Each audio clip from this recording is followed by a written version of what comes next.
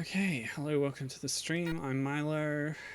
This is take 2 of the stream because I had some technical issues. But this time, it's all good. The sound is working properly. So that's good. So yeah, this is Korokoro Post Nin. I'll just start again. Nobody's watching anyway, so let's completely reset everything. This is a game released in 2002 for the PlayStation 1, which is surprising because the PlayStation 2 had already been out at that point for a year and a half. Checks notes. No, it's actually 2.5 years. So yeah, even more surprising. Just trying to get this looking good here. Is that how it's supposed to look? I think so. Okay. And sound display, sound output is working perfectly. Oh yes, now I want to issue a motion sickness warning because this game features a lot of rotation, and if you have any problems with that you might want to skip this stream because yeah, this could be quite triggering. Basically, rotation, I'll start the game and then you can see what it looks like and how it goes. First of all, this game was released only in Japan, so it's all in Japanese. My Japanese skills are not quite up to doing live translation, but I can point my phone with Google Translate at the screen and tell you what the text says. So, this is the future of the universe. Even in such an era, human sympathy is still alive, apparently. And as a result, this kind of thing also survived. What kind of thing? Newspaper delivery. Shimpun hai, I think they said. This is our heroine, Akane, who I think is some kind of robot, judging by the antenna and having AK written on her head. She's saying, stand by, okay. Tetsuo Oto-chan. So her father is named Tetsuo Gogai, who's the owner of a newspaper shop, and she is doing delivery for the shop. Wait a minute, Akane. I don't want to give you a hard time, my daughter, according to Google. This much delivery, No! So he's overwhelmed with the amount of newspapers. Hey, Gibbons here. Hello. She's excited about Post Nin. Have you played Post Nin? I know we're both aware of it, but this is the first time I'm really trying it out. Akane says, Dad, you have a strained back. Don't overdo it. And yeah, this is fully voiced. I didn't know it was because the sound wasn't working before. But yeah, I'll tell you about the voice actors later. It's okay, I'm always watching everyone's work. Leave it to me. He says, oh, I'm sorry.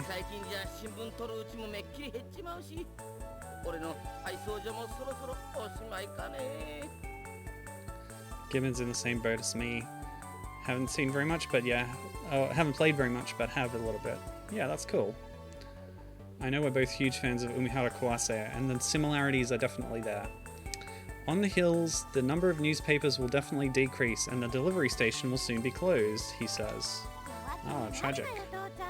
Don't be timid, Dad. No matter what happens, as long as there are customers, we will deliver the newspapers. That is the Gogai newspaper delivery station.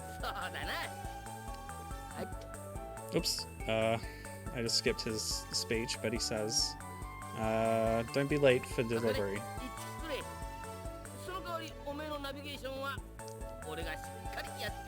He's saying, okay, go on then. In return, I'll take care of your navigation.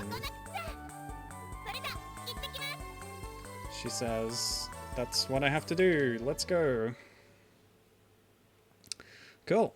Hopefully that's the bulk of the text I have to translate, but I'm sure there will be more cutscenes later. So yeah, I did a little aborted mini stream just now, but the sound wasn't working properly, so I've just packed that in. Don't bother watching it. In that stream, I did a little showcase of Cameltry gameplay, but basically this is sort of a riff on a classic Taito arcade game called Cameltry. You might think it's Cameltry, but based on the katakana used to spell the name of the game in Japanese, you are supposed to pronounce the try as such. Kitty. Cute kitty. When you rotate, when you're not on a perfect pixel ratio or whatever, like angle, then things can get a little bit distorted. Probably looked better on a CRT, to be honest, but yeah, cute cat. Very nice. Nope. She's shouting out Shimbun, which means newspaper, by the way. Because that's what we're doing. We're delivering newspapers to the mailboxes. Yeah, so Cameltry was in arcades in 1989 from Taito. It had ports to the Sharp X68000 in 1991, to the SNES in 1992, and to the FM Towns in 1994. Another Umihara Kawase connection is that Kiyoshi Sakai, who's the sort of director, programmer on many Umihara Kawase titles, he was the lead programmer on the X68K port, as well as credited for map edit and ball edit. The chained voice clips is very funny.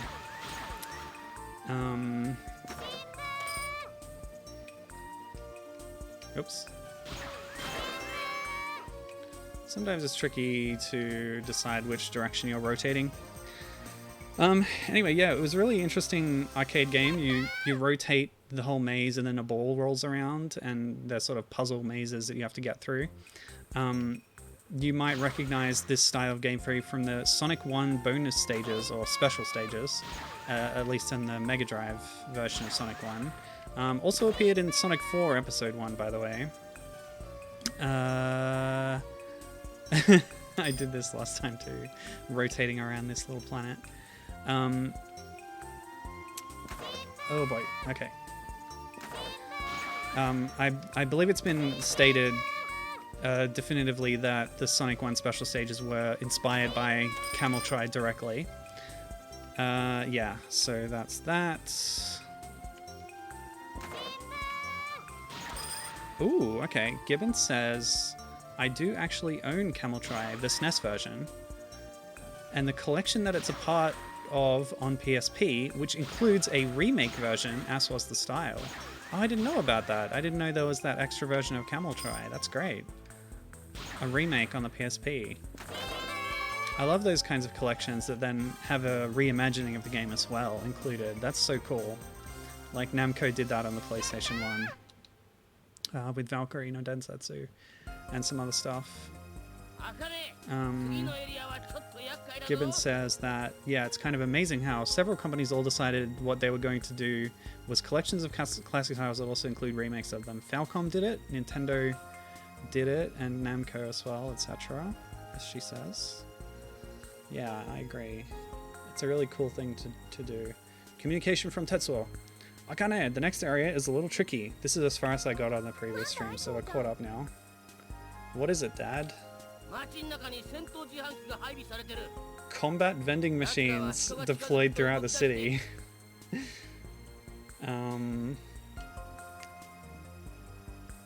They move when people approach.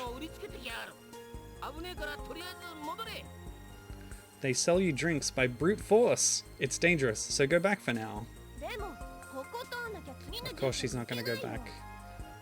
But if I don't go there, I can't go to the next address.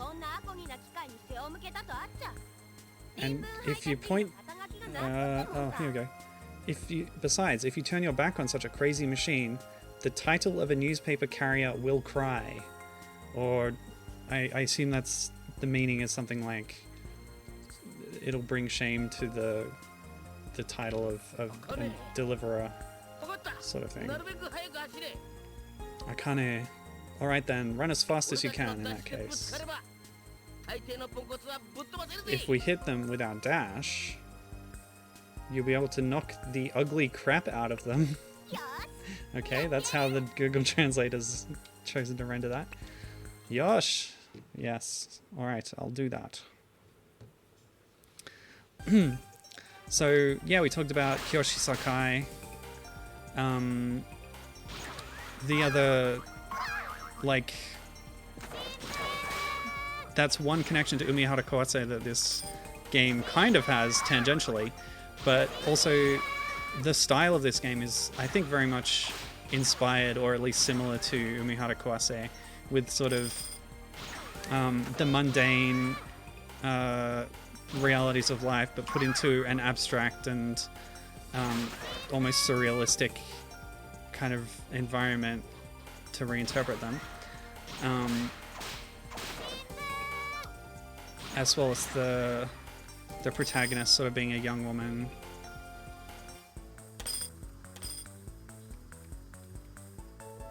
Oh boy. I'm struggling to get right on top of that. Like this? No. Picked up a little extra time there. Not much. It's got to be like this, and then... Yeah. No! What? That should have worked.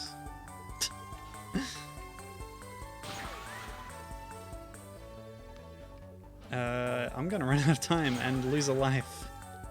Hold on. Alright, I'm gonna need to set up save states for this. Because there is a life counter. There is a game over state. Okay.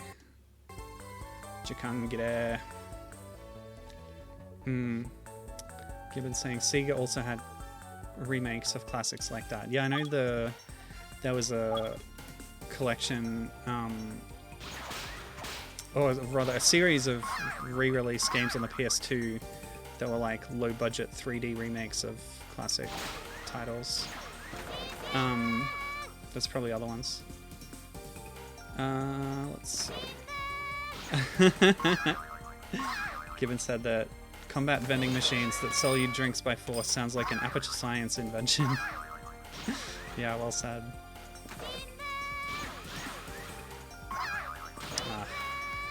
Okay, so yeah, Cameltry was about rotating a maze to spin your character around so that you could get to the end. This has the extra objective of delivering to all the mailboxes, of course, but it's got this mechanic of dashing, which encourages you to run along surfaces rather than sort of just dropping down. These are the last two. I am gonna really struggle here. Yeah, so by running along a surface, you pick up speed and you get into the dash state, which lets you attack those vending machines or other enemies. So that's something unique to this game. That was sort of an innovation on the concept. I think my time's just too low at this point. This is pretty rough. Maybe we'll find out what happens when you game over. Oh, I was almost there, but I slid off. If I do this just carefully... Yeah, that's not happening. Woof. Yeah, Cameltry, I guess, was pretty popular with the ports and stuff. It got other installments as well, so there's a Cameltry kind of revival at that point on the DS.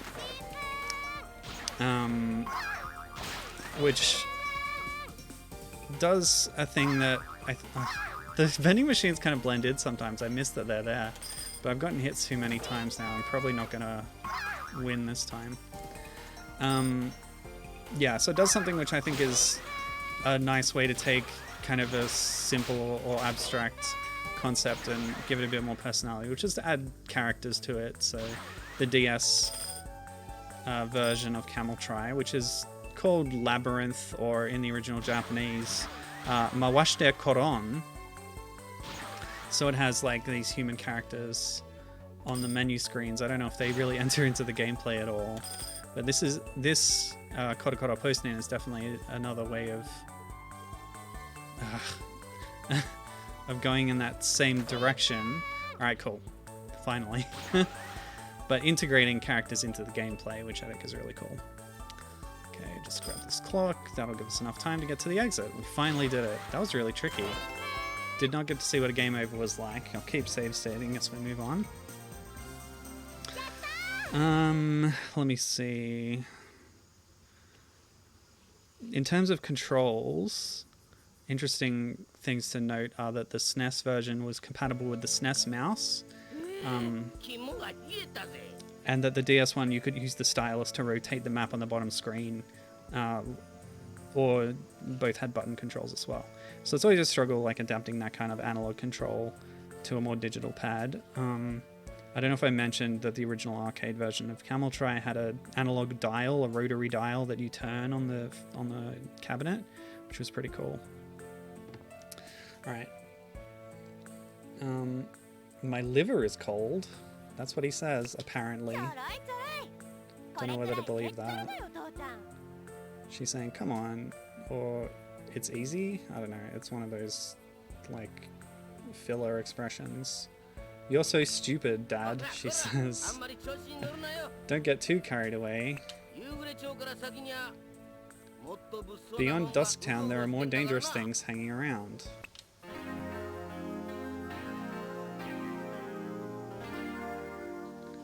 So yeah, we're getting a lot of talking by these two.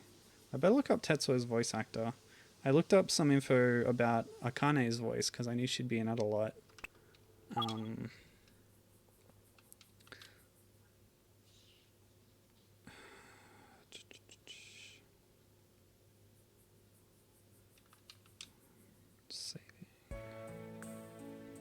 Nope.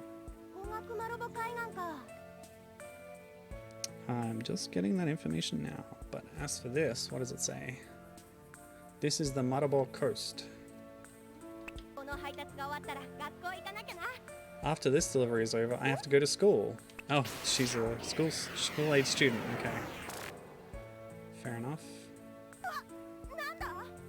What was that? Oh. Is there another paper delivery person? It's crazy fast. I won't lose.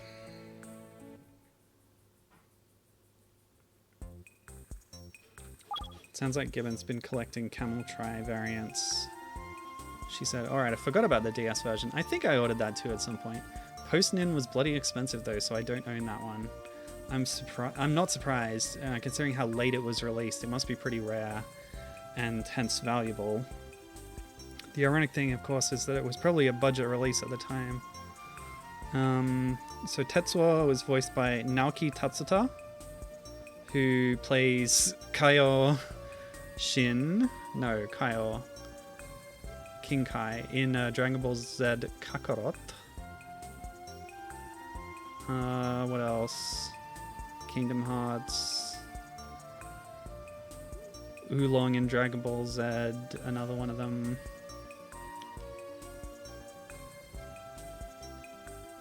Voiced all the dragons in the Japanese version of Spyro the Dragon.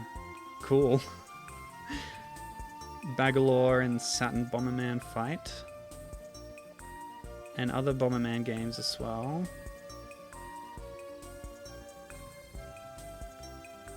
Yeah, a lot of Dragon Ball stuff. Interesting. As for Akane's voice actor, she is Yuka... Hang on, I've got it written down here. Yuka Shioyama. The only voice credit that I recognized that she'd done otherwise was she's in Castlevania Dawn of Sorrow as the antagonist Celia Fortner, who is trying to revive the Dark Lord for very silly reasons. Alright, so we got a nice change of scenery here in World 2, that's nice. Apparently there's 10 worlds in all, and each have 4 short levels. So that sounds like a pretty good length to fit into a stream, from what I could tell.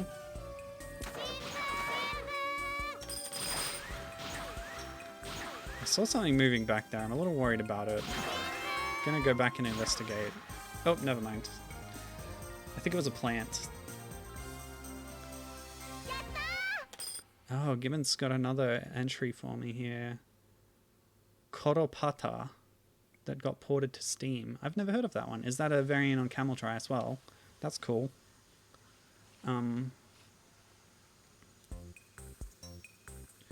Yeah. There is an unfortunate part of the Cameltry series in that there was an early, or like a 2009 entry on the iOS, which has now been delisted, as often is the case with these older smartphone games. Not accessible anymore, so that's really sad. It was called Cameltry: The Labyrinth of Enigma.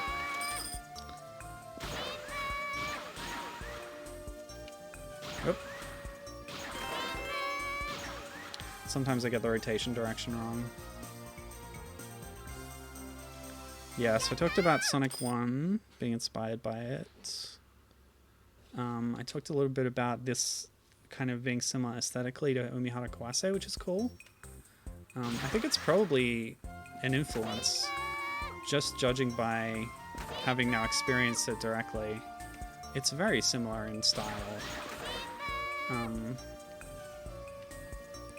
It's got similar kind of music, you know, this aesthetic of mashing up the everyday with the sort of abstraction. It's all there. My question before going into this was whether I would end up like considering this an unofficial Umihara Kawase universe kind of game. And although the setting is pretty different, like it's in the future with robots and stuff, that's not unheard of in Umihara Kawase. There's the time-traveling future cop in the universe of Umihara Kawase.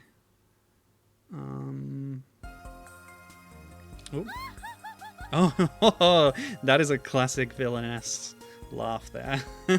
Oh, so this is Sonia. You're a very stubborn delivery person. This is why I don't like commoners. Classic. She's like the high status character. And Akane's a working class Joe Public. What the heck? Suddenly, what are you? Okay. I'll give you a special lesson. Colony's first red star. So that's her, that's like her title. Sonia something Kitano Mainichi. So Mainichi is like every day. But that's her name. The fastest newspaper delivery person in the universe is me! Looks like she's a robot too. Okay, so Kitano Zaibatsu.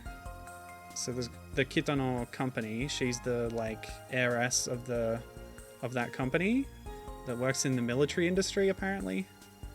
Okay, okay. Getting some backstory here. She says, "Oh, you're tall, commoner. That's alright.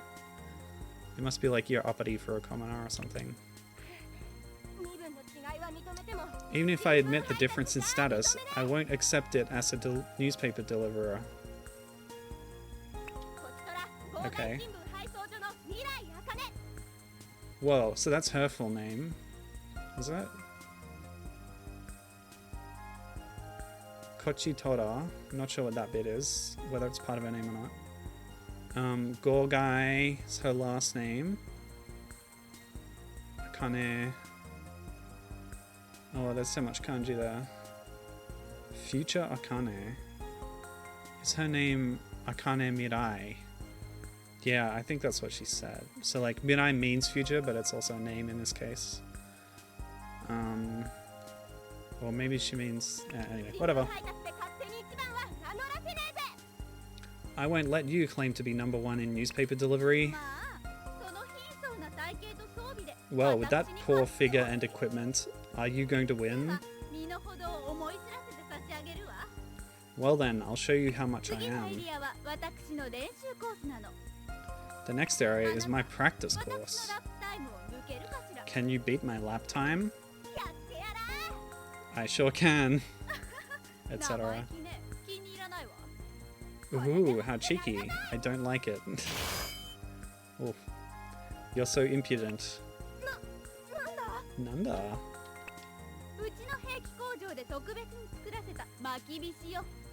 So she's deployed makibishi, which is specially made at their weapons factory.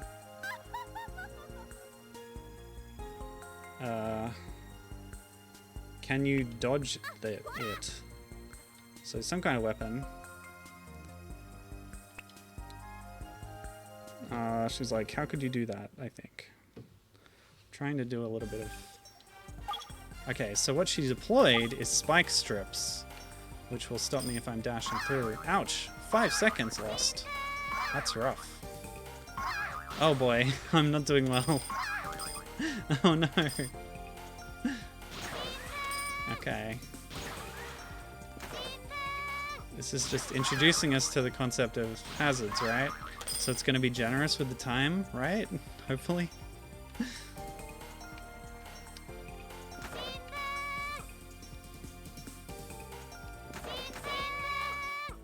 Ow. Okay. Oh boy, here we go. Getting the full spike areas now. No, I did it wrong. I'm just gonna rewind. It's cool. Oh, messed up. Oh boy. No, that's not gonna work. Oh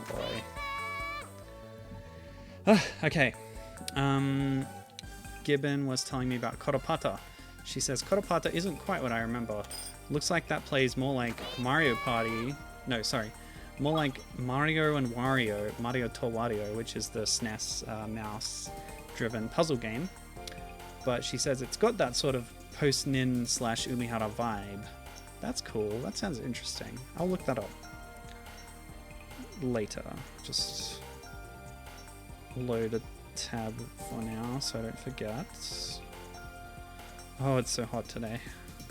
Summer finally arrived in Australia. It took its time. And she was also commenting on the future cop that I mentioned from Umihara Kawase, who is Kawase, what do you say, Kawase or Umihara? I think I say Kawase when I'm referring to the character. Anyway, it's her descendant from the future. So, Given was saying the scene where they meet up in Blade Strangers is hilarious. Yeah, there's these dialogue scenes in Blade Strangers, which is a crossover fighting game where they both appear. And yeah, like, it basically ends with her saying, "Oh, you're actually my ancestor. Ooh, okay, I'm not gonna mess with you anymore. Just please try and stay healthy. Bye."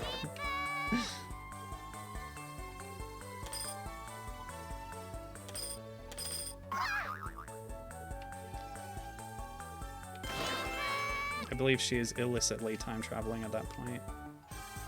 For a personal vendetta. Personal mission, I should say. Okay. Making good progress.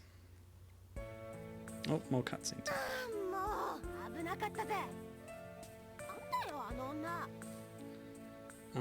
That was too dangerous. That woman.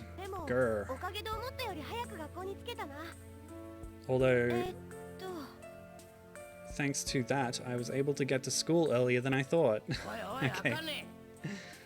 Hey, Akane. So, whenever he pops up, he's communicating long range on some kind of device. There's still a long way to go before class starts, I'm afraid. Oh, she got there too early, I guess. Oh, he's this now. I guess he's a robot too, judging by the forehead or the temple accoutrement. This is Tsumiya.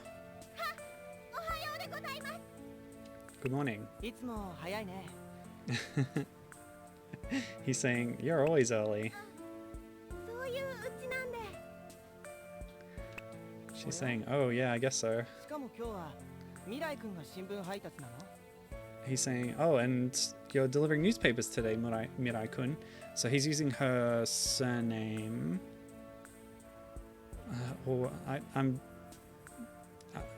So Gorgai is like the name of the company. I think it's also the name of her father, but it might not be her actual father, and she might have a different name. I'm not sure. I don't know how that works. Anyway, this is what he's saying. Oh, that's. I'm sorry. I feel sorry for you. That must be hard. That you have to deliver newspapers. But no, she's proud of it. Speak your feelings, Akane. He says you should leave your delivery bag somewhere soon. Well, this is where I'm getting off. Are they on a bus? I don't know, whatever. She's saying, oh, geez, I couldn't speak to him well today either. She obviously has a crush on him and struggles to make conversation. Don't think I need to translate that bit. What? Oh, she accidentally left her communicator on and he heard the whole thing. Who's that guy? It's Kakinomoto senpai. So this is her senpai, or an older student at school that she looks up to. He's the most talented person in our school and president of the student council. Golly. So, are you in love with him? No! That's not how it is. Anyway. I don't like that guy's attitude, he says. Very funny. Good stuff. Okay. Great time to save. Oh.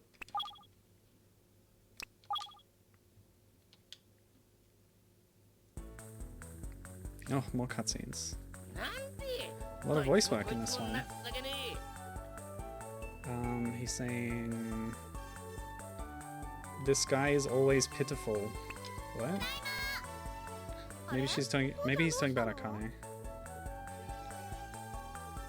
She got home. What's wrong, Dad? Okay, it's almost time to deliver the evening paper now.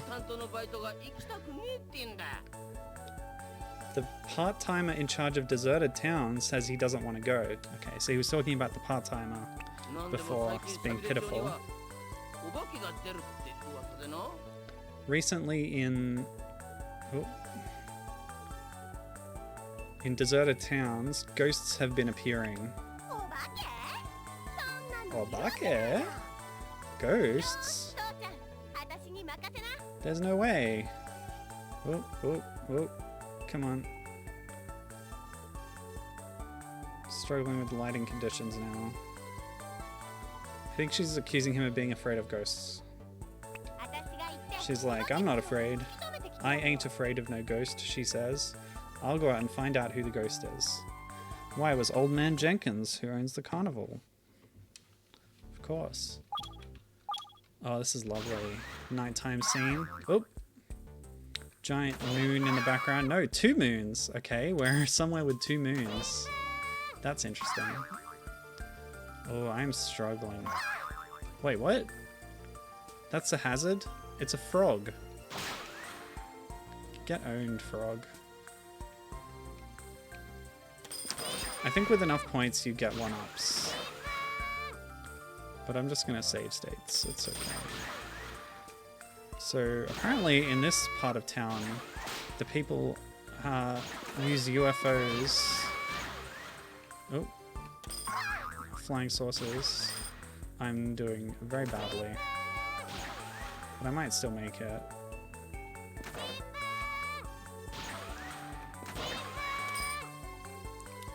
I think the idea with yelling Shimbun all the time is that you're calling out that you've just delivered the newspaper to alert the resident.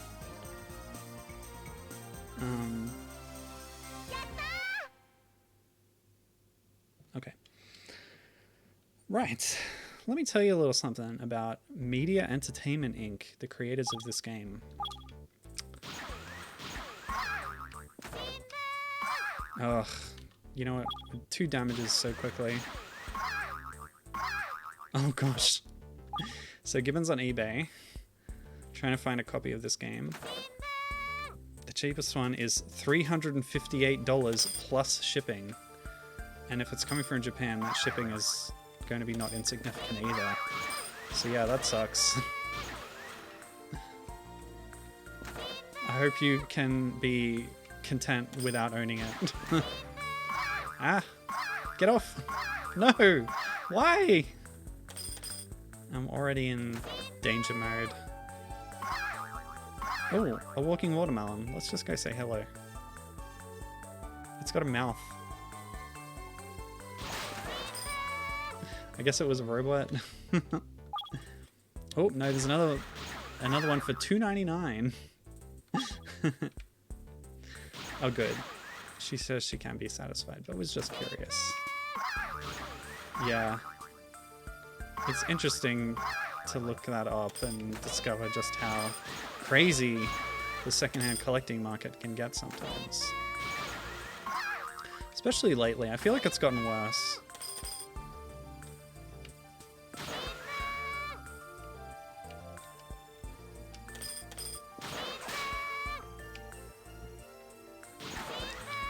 Yeah, so you want to try and hug the corners and stuff. Oh! Okay, can we please... Oh boy. Okay. No, vending machine. Oh, I could have done that. Alright, let's see how far I can rewind. Not very far. Oh no. Okay. Yes, I knew we could do it. Woof! Alright, yes. So, Media Entertainment Inc. They worked on a few like small projects, co-development jobs, that kind of thing. So they were responsible for The Fireman 2, which is the sequel to the sort of cult classic SNES Fireman simulator, or it might have been PC Engine. Anyway, they apparently did that, but they worked on supporting other studios for a bunch of stuff. Like they did a couple of things with Capcom, so they helped on Resident Evil Code Veronica and on Dino Crisis. But they started making original titles as well. So Fireman 2 was actually one of their earlier ones. But, oh. Oh boy.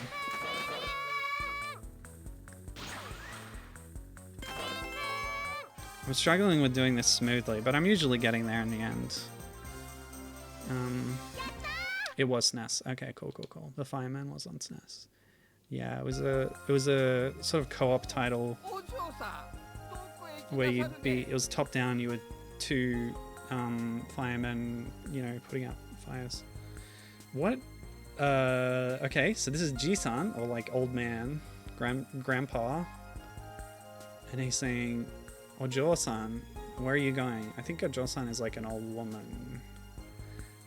I don't know why he looks like a weird Yoda human hybrid thing. That's kind of interesting. Oh, Ojo-san, young woman. It's my bad. Anyway, he's talking to Akane. Good evening, I'm the newspaper deliverer. Once we go around this next area, it's all over. Yeah, keep telling yourself that. Oh, a keen newspaper reporter. He's got the wrong idea there. You are courageous. He mentions the ghosts, so he's like, you must be brave to come around here with all the ghosts. I haven't seen any so far. I thought no one would come here, he says. Oh yeah, right, ghosts. I don't believe in that kind of thing.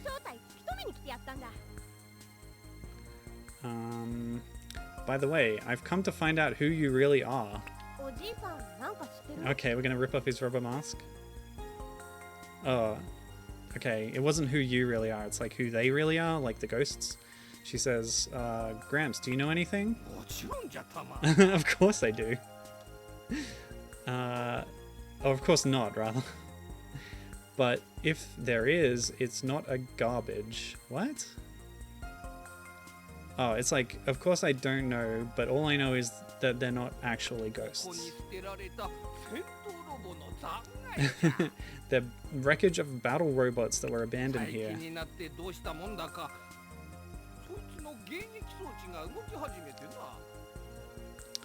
I know what's happened recently. That guy's attack device has started to work. If fire warning shots at those who approach you to scare them. So I think the robots are firing warning shots to scare others. She says, oh, that's way more dangerous than a ghost. I've got to do something about that.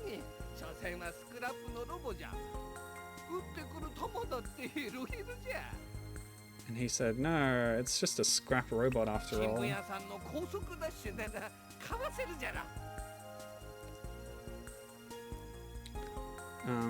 Something about the high-speed dash. So the dash can... A newspaperman's high-speed dash, you can dodge it.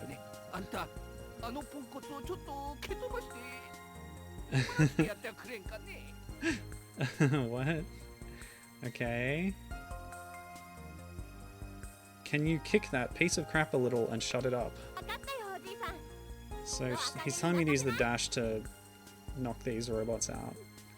Okay, Gramps, leave it to Akane.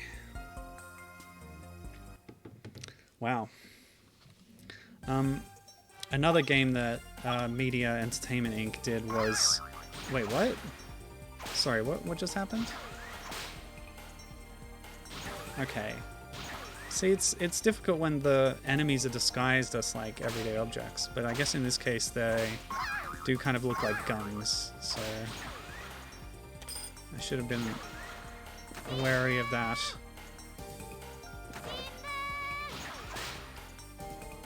Yeah, so Media Entertainment also did a WonderSwan game called Fishing Freaks Bass Rise for WonderSwan, which is like a handheld companion game to an existing Bass Rise fishing game. But I know Given's a big fan of the WonderSwan, so that might be of interest. I never was much into fishing games myself. Fishing mini games, on the other hand, they're cool. In other games. I missed something on the way, didn't I? Where was the side path?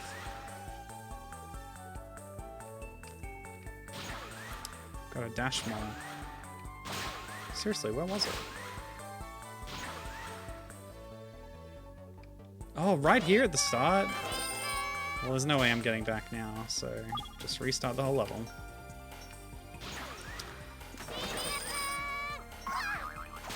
Yeah, so as for the key developers involved in this game, they had worked together on one of them worked on Code Veronica and Dino Crisis at least, but before this they'd collaborated on another PlayStation game with kind of an odd theme, which is... oh boy. Hang on, I've got the name here. Manpaku Nabe Kazoku, which I class as an eating simulator. It's a game where you're looking at a plate of food on the table and you have to like control the chopsticks to pick it up and eat it. Really weird, interesting concept. And it has a character designer in common with this game. So there's a guy called Hiroshi Matsuda, who started off doing like package design and manual design at Konami. So he worked on Snatcher, Policenauts, Metal Gear Solid, Boku Dracula Kun, all sorts of stuff. After this, he had a role doing character graphic design on the DS version of Final Fantasy III. But yeah, I think the character designs are pretty funny and cool in this game, so that's interesting. He didn't do a lot of character design, but at least check out Manpaku Nabe Kazoku if you're interested in that. Alright, let's translate this and then I'll tell you about the other key developer. It's been a long time since we've seen such a splendid battle. My blood is pumping. She's saying, ha ha ha, are you impressed? Whatever. Come on. Why don't you take a look at our newspaper? She's a good salesperson. What? What? He's a solid old man? Korea shikari shita ojo-san da. I don't know what that is. He's got like an accent, it makes it a bit tricky.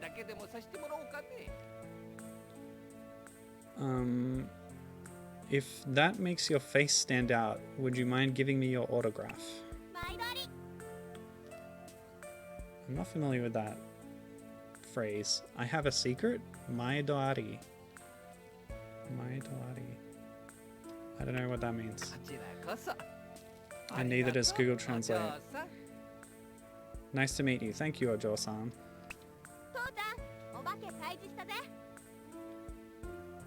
She's saying the ghosts have been dealt with. Yes, I saw the whole thing. You did a great job, or something. She says, oh, I just got a new subscriber. A newspaper contract, as Google Translate puts it. I will forward the application form. Wow, awesome. Oh, I think I know what's going to happen here. He says, oh, this name. What's wrong?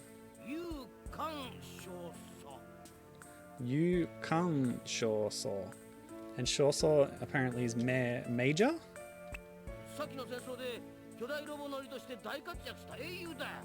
Wait, what? He's a hero who played a big role as a giant robot rider in the last war. Okay, so he was a mech pilot in a war. She says, wow, that old man was such an amazing person.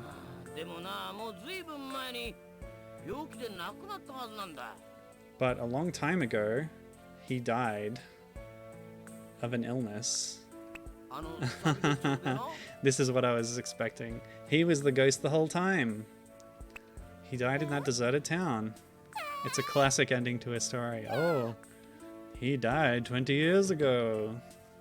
You were talking to a ghost the whole time. Very good stuff. You can't give a newspaper to a ghost. That means we didn't get a subscriber after all. He says, is that really the problem here?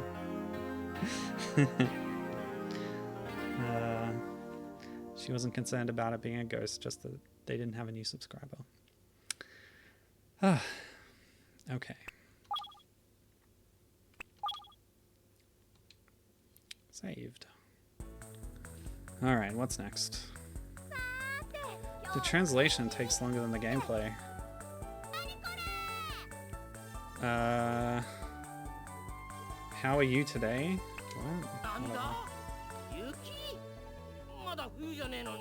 What? Is it winter yet? Oh, it's snow. Yuki. Did the weather office make a mistake? So it's too early for snow, apparently. She says you're slow. Or you're late. It's too late to begin with. I've been waiting for a while and I've become a servant. What? What? Papa's authority is to put pressure on the weather station. So there is a weather control problem and it's her fault. I got a special snow. Why? It's my mission. Fighting bad weather is part of my duty as a proud newspaper carrier.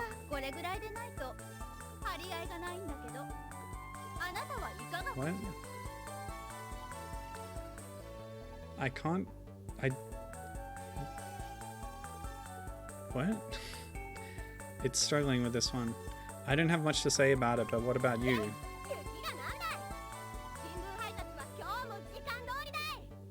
Snow is no problem.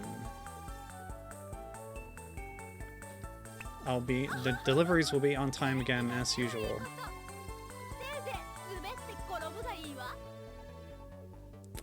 It's good to be healthy. At best you should slip and fall. What?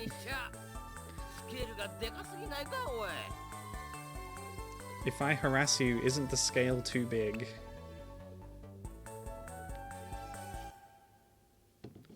Which probably means something like, she's trying to harass you, but didn't she go a bit too far with making all the snow or something like that?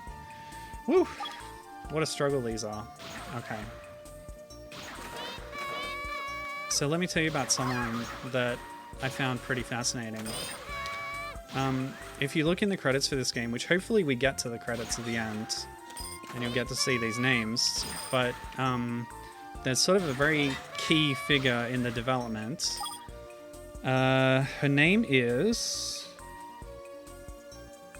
Atsuko Hayakawa, and she's credited for direction, system design, map design, scenario, and script. So she really did a lot on this. It makes it feel like this whole game was like her project. And that's such a cool thing to see. A woman having such a high-placed lead role, especially coming out of Japan. So yeah, it's great to add her to the list of like prominent Japanese female game developers.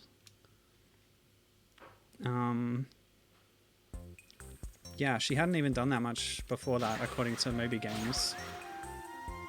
Her role on Manpaku Nabe Kazoku. Oh, I didn't write it down. I think it was just special thanks. But it might have been, yeah, some other role that was a bit more minor. But she's really taking the lead on this one. And, like, from what I've seen so far, I think she did a really good job synthesizing a few different influences and making a cool game concept out of it.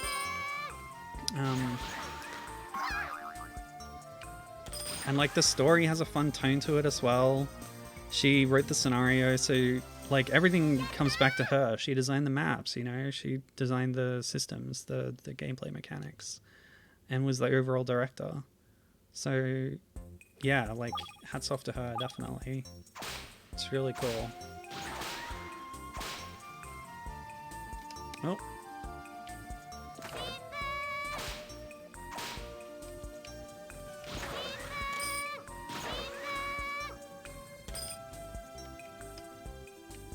All right.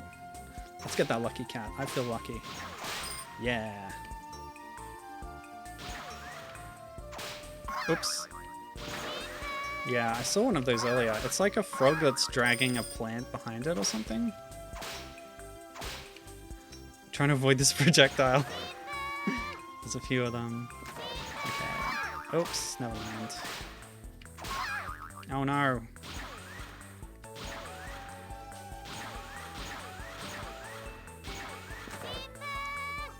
We can do this. Now we have to break that to get through.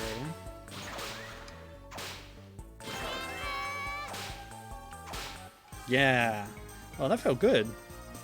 Yeah, this game is probably pretty good for speedrunners. I think I've seen... I haven't watched, but I've known that there is a speedrun, maybe. But yeah, it would be good for that. To master those movement mechanics. Okay, what's she saying now? Phew, the delivery is over. I did it somehow. But now I have to go to school. He's telling her the traffic information. Guess what is it? Because of the snow, this area has been sealed off.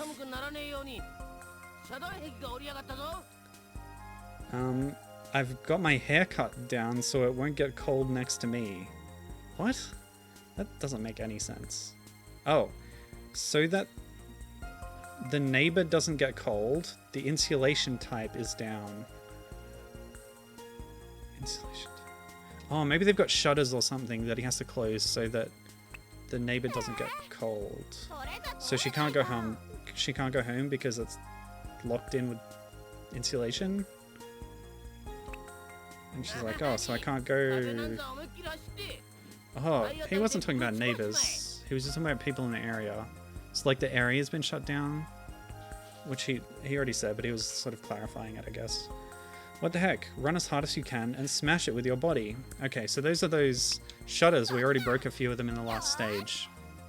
Those are closed to keep people warm, but just to get through, I'm going to smash them open, thus dooming the people on the other side. Okay, let's go. Yeah, that's what we're doing. These are the shutters for insulation, and we're destroying them. Okay, we've got to go in the uphill slant. Oh, this is tough. You get a little bit of a run up, and then you go... Yeah! What? Come on. Ah, hold on. Yeah, there we go. I lost a bit of time there. Hopefully it doesn't bite me too bad.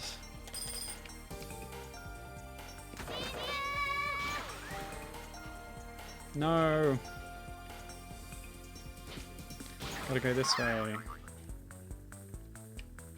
No!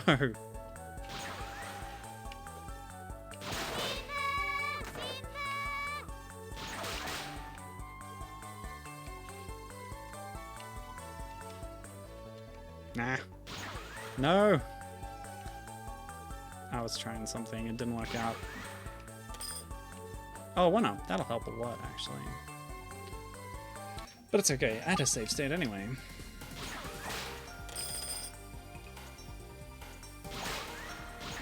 Oh yeah, much quicker this time. Cute snowman. Alright, I'm gonna double back, grab this clock real quick. Get a bit of extra time. Oops. Okay. Oh, it's hard to avoid the spikes sometimes. Alright, we'll get the speed on this surface. Yeah, feels good.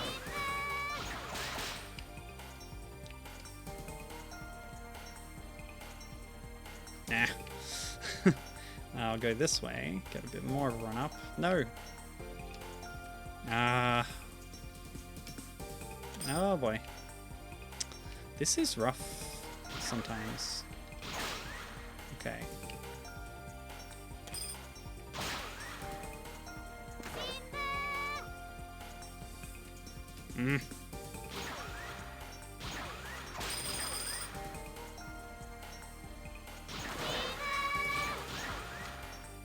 Definitely turned the wrong way there. Ah.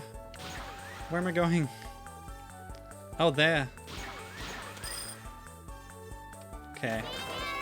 Now where's the exit? Oh boy.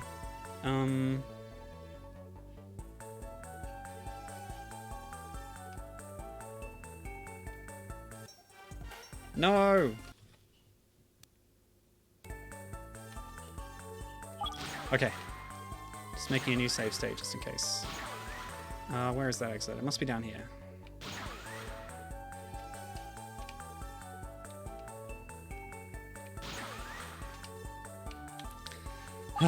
Okay. Here? Yeah. Okay. No!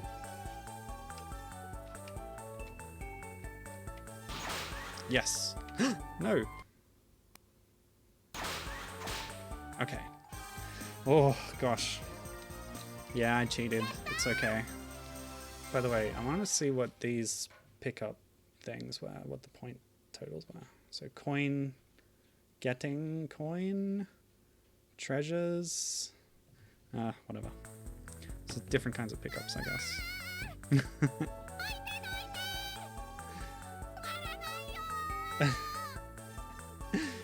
She's running in at full speed. Out of the way, I can't stop. Ooh. Oh no. She's a robot. She'll be fine. She ran into her crush. Oh no.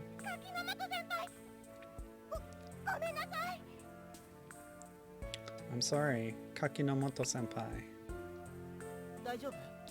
Are you okay? Are you injured? I'm fine! I'm always training.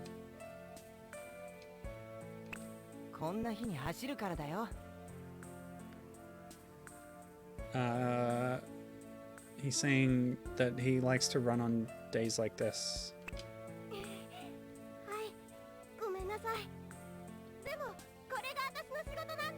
She says, "Oh yes, I'm sorry, but this is my job." I see. Well, take care.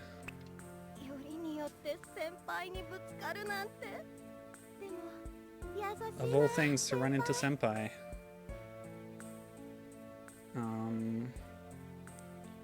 Demo, but he's so nice, senpai. I'm glad I did the newspaper delivery.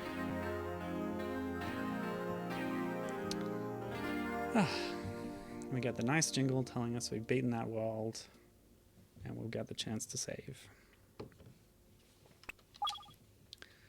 Was that the third world? Yeah. What's the time? Pace, not so good. Well, we'll see how we do. Akane.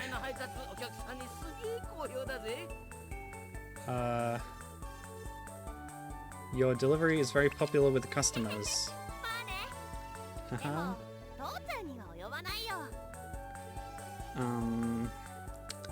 But I'm not as good as Dad. Oh, you do like to say nice things, don't you? He says. But then, well, thanks to you, our delivery area has expanded. Today's new destination is Kuboka Town. Oh, it's the colony's food production district. Oh, they're living in a space colony. That's why it's all twisty-aroundy. It's like that space place at the end of Interstellar, I guess. The road surface is in bad condition because of the weeds and mud in that area. There are places where you can't run as hard as you want, so be careful. Okay. I'll be careful. Yeah, so they're giving it like an explanation of why the world is this way, in some sense.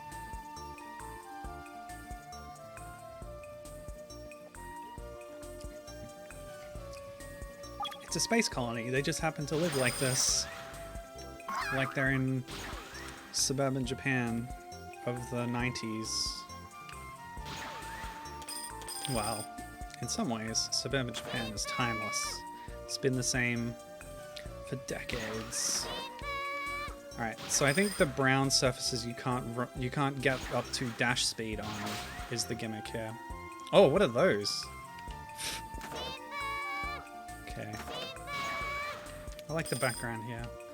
Kind of farmland. What is this guy? Some kind of dangerous bear. Everything's robots though.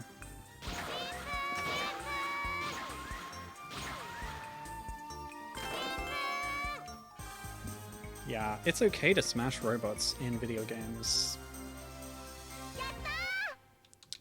Yatta indeed. Oh, hello. My cat is here. Okay. Sorry. Sorry, sir. Okay. Oop. Oh, I've gotten turned around. It's kind of easy to get disoriented. I think I missed something, didn't I? Maybe not. Moving on. Ah! Well, now I don't know where I just was. This truly is confusing. That's map design.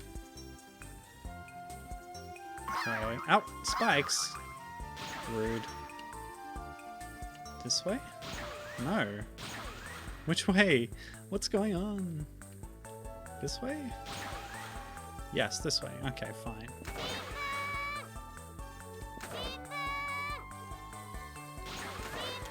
I couldn't tell what the one-up pickup was. The extra life item. Oh! I need that clock right now. Okay. Now, where's the exit? For goodness sake. Okay.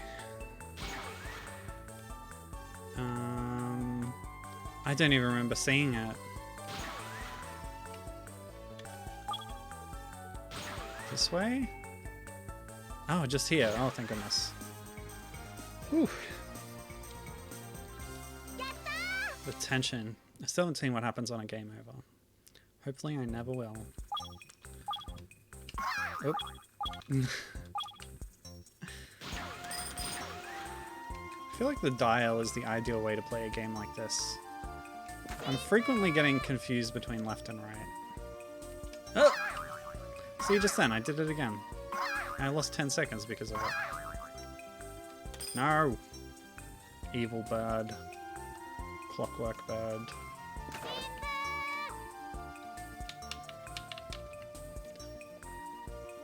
I don't know if this game had analog support, but the PCSX rearmed emulator that I'm using now does nothing with my analog inputs, whether because they're not set up or what, I have no idea. On the Mac app I was using, I did have my controller's analog inputs did something, but I'm not sure if that was just mapping those to the D-pad buttons. Oh, cutscene time. It's you again. I gotta look up her voice actor. Okay. Okay. What? She says, if your feet are stuck in a puddle, you still have a long way to go.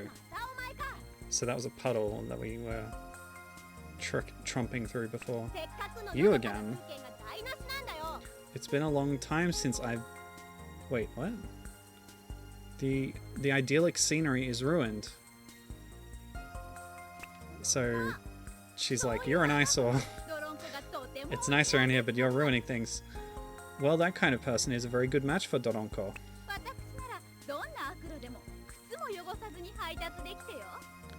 I can deliver without getting my shoes dirty, no matter how bad the road is.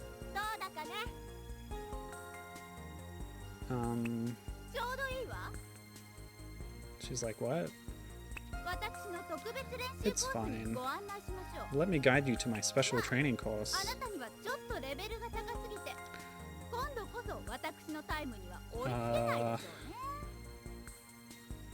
Your level is a little too high and you won't be able to catch up with my time this time.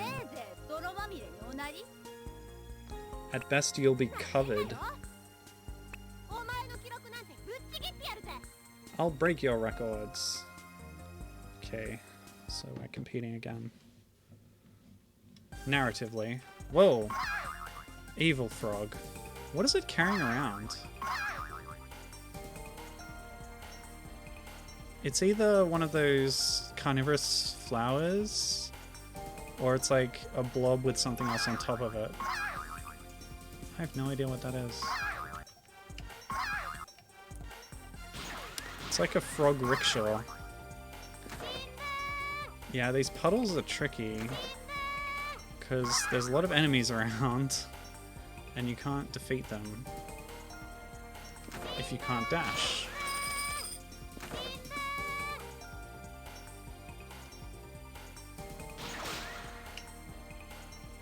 Clock, clock, clock.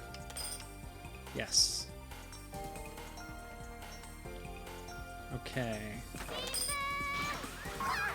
Whoops, didn't see those spikes.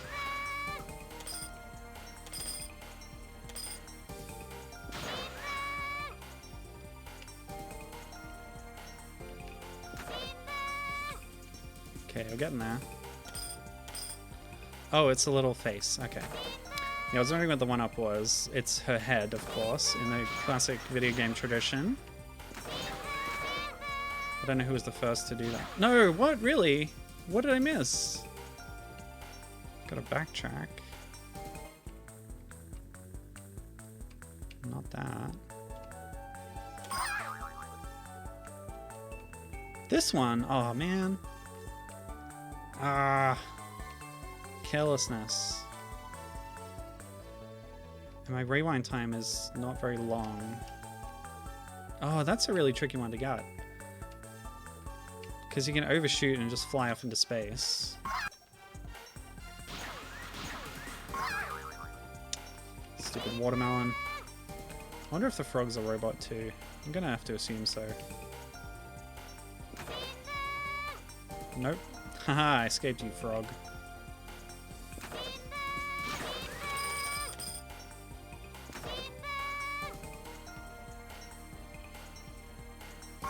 No, so close. Oh, really? Alright, this time I won't miss that one mailbox, so... should have plenty of time. It's that one. See, I ran straight past it without noticing. I was too busy looking at those spikes that got me. There we go.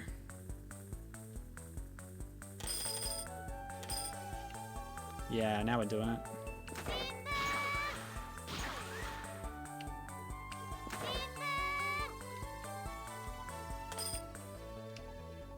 Ah! Whoops. Missed the 1-up. It's fine. Oh boy. The spinning is kind of getting to me a little bit. Oh, alright. Yatta. Oh, there are so many cutscenes in this game. What? Focus. There we go. You're doing pretty well, commoner.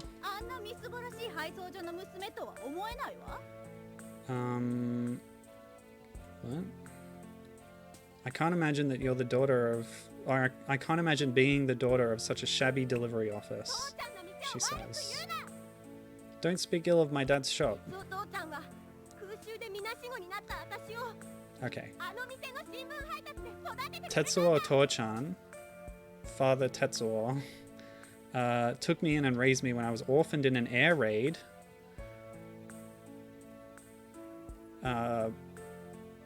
By delivering newspapers at that store. So, yeah. Oh, did such a thing really happen? Hungry spirit is something that makes even ordinary people stronger. I don't know if that's literal hunger or not. She said hungry, like English. I don't have that kind of thing at all, so I'm very troubled. Sarcasm. Wait, what? Thank you for taking care of me? That couldn't possibly be what she's saying. Whatever. You're the daughter of the Kitano conglomerate, aren't you? Why are you working part-time? This isn't a part-time job for me. Baito is a Japanese loanword from German. It's short for Arubaito, and the German is Arbeit. Yes, that was when I was still young. Oh boy. Wait up, Sonia, please. Oh, it's a flashback to when she's a little baby robot. It's too late. If I'm too slow, I'll be late for kindergarten.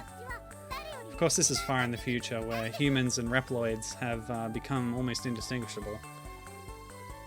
We want to be the first to arrive. See also Rockman ZX Advent. Don't go over there. That's a linear car road. Oh no. It's a shortcut. Uh-oh. Oh no. Oh no. What? Oh. Oh no. That linear car. Young lady, are you okay? Thank you, old man. Sir? Okay, so she almost got hit by a car, but some guy saved her. When I was about... Oh, she's saying it right now. When I was about to be run over by a linear car, the one who saved me was... a newspaper delivery man who was passing by. I'm gonna guess it's Akane's dad. For some dramatic reveal later. It wasn't just a delivery man, it was called a black shooting star at the time. What? What's that? It seems that he was a justice newspaper delivery man. So like a superhero. Newspaper deliverer. Oh, so cool. Since then, I have sworn. I made a vow. Come on. Well, it's not giving me any more on that line. To be everybody's hero.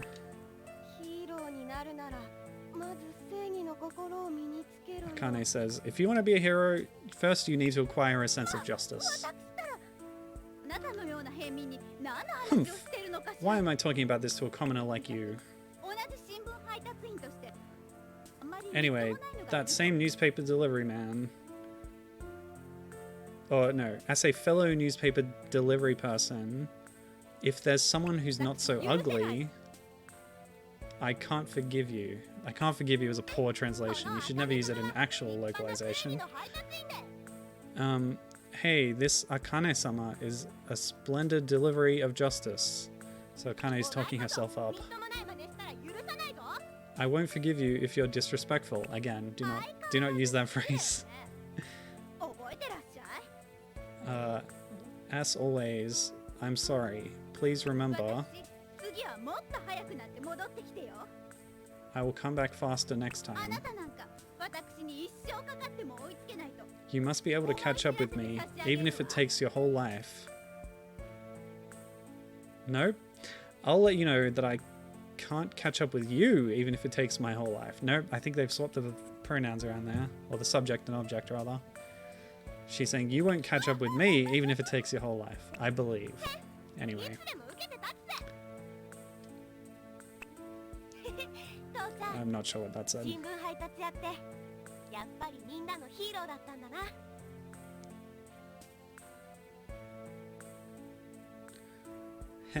Dad, the newspaper delivery man was everyone's hero after all.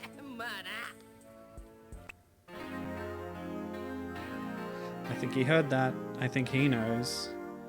Alright, I'm looking up the voice actress for Sonia.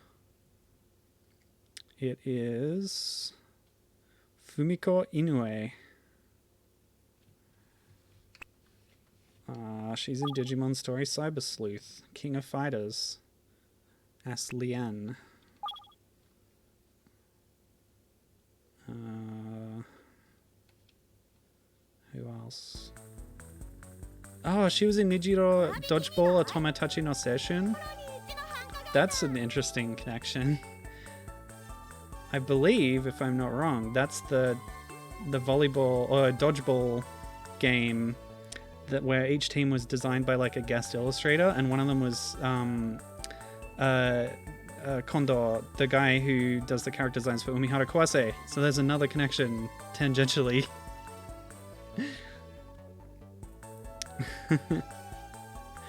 Yeah, Toshinobu Kondo. There he is, for the True Crusaders. Alright. What are we saying now? Tiger Bikini Town. It's the colony's first downtown area. That is what it says. Tora Bikini. You're amazing, Dad, to have made it this far. What's that? The reputation of King Delivery Station, which dominates that town. It's been so bad lately. I can't distribute it properly other newspaper deliverers, it's almost as if you don't want me to pick up the newspaper. What? I think we're having some problems here. You can't even put it upwind of the delivery station. I'll punish you. I'm not sure what they're trying to say here. The opponent is a rogue. I'm worried. Oh, what's... Oh no! What happened? I think he fell under a stack of papers. Or just hurt his back or something from getting stressed. If something happens, immediately call me or I'll call you right away. Your old dad will protect you. Oh, Given pointing out that that dodgeball game is happens to be an installment in the Kunio series in the greater franchise, which does include several dodgeball games. She says, "What a time in the Kunio series that was." I forgot that detail. Alright, so we got more evil birds here. Oh, I went the wrong way. Hold on. I gotta fix that. Gibbon's really been getting into the Kunio-kun series. Helped by WayForward's River City Girls games, which are apparently pretty good. Oh. No, that sucked.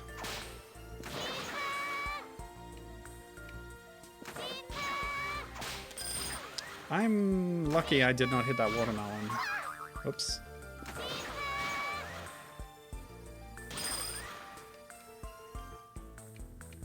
Already?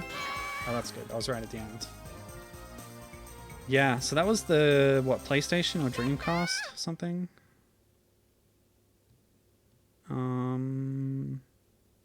PlayStation 1, yeah. What else was happening in the Kunio series at the time? Okay. Oh, how are we going to bash through that? Oh, okay. That's the type of collapsible surface that you just need to walk on.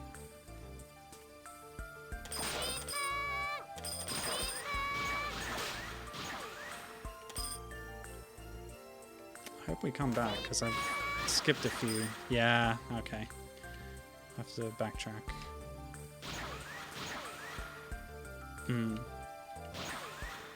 Have you tried that one out? I'm really curious about that dodgeball game. It has a really weird high concept where, like, it's the future and dodgeball is weird and different and is the dominant sport now. And everyone plays in, like, sci-fi outfits. Probably...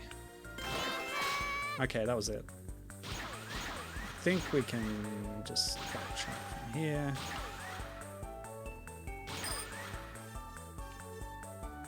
This way?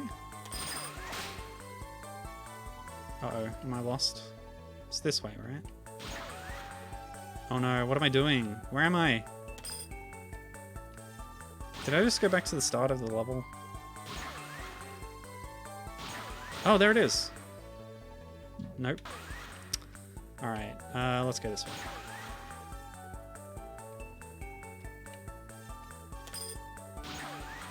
This way? I'm so lost.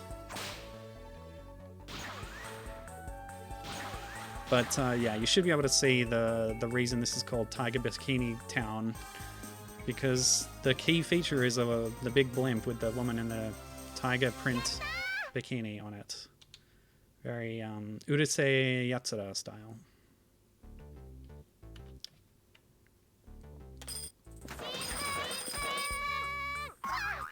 Dope. Should have just taken that. Whoa, what is this? Hidden artillery.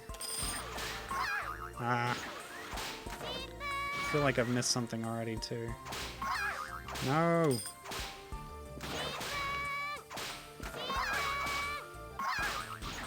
Oh boy.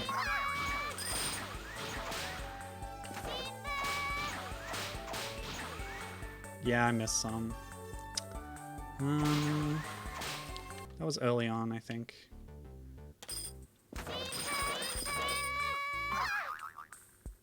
Yeah, so I went that way, but I didn't go this way. Which was my mistake. Oh yeah, oh yeah. Oh no.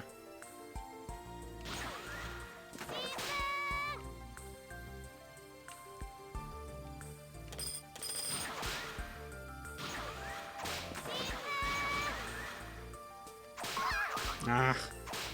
So you can rotate and like hit your head directly into spikes by mistake. It's very easy to do. Oh no. No. No. Yep, okay. Alright, Gibbon's telling me about Kunio-kun. Story time. The original development studio had gone under, so the license was sort of up in the air. So there were several competing... so there were several continuations of the non-beat-em-up titles, mostly the dodgeball games, but there was a motorcycle racer and a soccer one, I think, were being done by the OG devs at other places, or... Oh gosh, sorry. This is a long post that has a lot of detail. The original development studio had gone under, so the license was sort of up in the air. So there were several continuations of the non-beat-em-up titles, mostly the dodgeball games, but there was a motorcycle racer, and a soccer one I think were being done either the OG devs at other places with the copyright infringing elements removed, or by studios who had been subcontracted prior and had the templates for those games lying around. So these, what you're saying is that these are Kunio games, but with the serial numbers filed off and been redeveloped into different IP or original IP. And there's a PSX dating sim that was one such title. It wasn't until ArcSys took over the license that the series started receiving proper entries again. But yeah, that was like a decade of occasional Wilderness Years releases.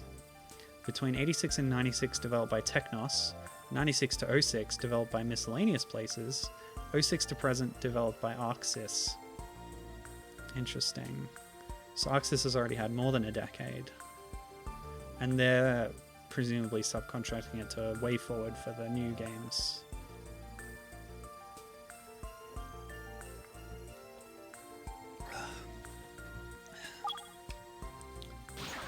Interesting. Yeah. It's a series I don't know too much about.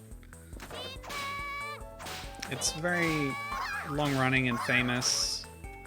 It's one of the first games I ever emulated.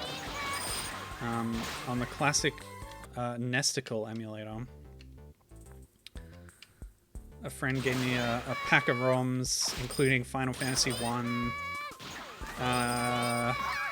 some other stuff I don't remember, and yeah, River City Ransom was among them.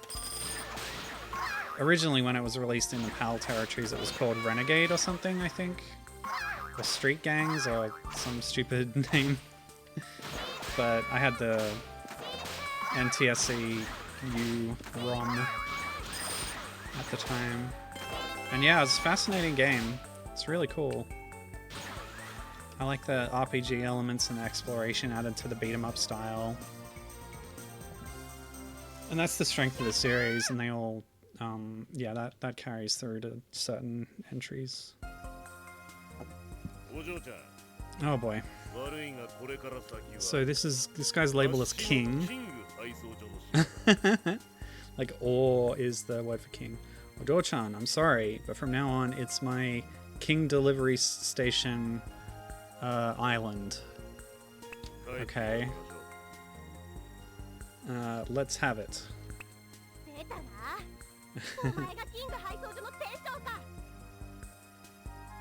Here you go, the manager of your King's Delivery office. There's a customer... there are customers who are in trouble because of you. I'll deliver them to you. What an impressive young woman. But from now on... What? Scary henchman of King something. Are firmly trying to get through. Some other faction? Go home before you cry. Who's crying? I'll kick them all out. Okay. Interesting. So Gibbon was referring to the dodgeball game as a dating sim because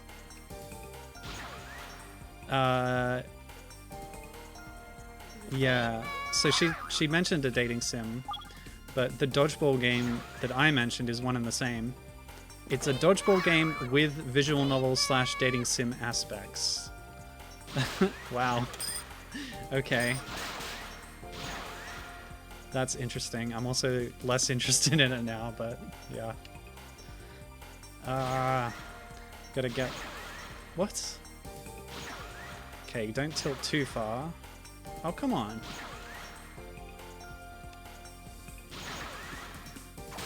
Yeah.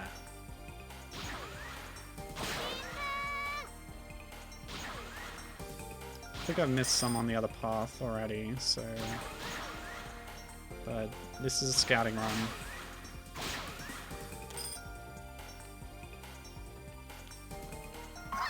Okay.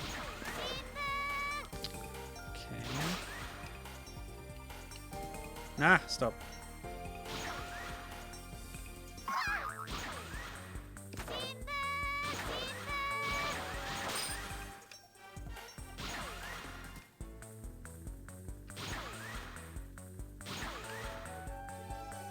No.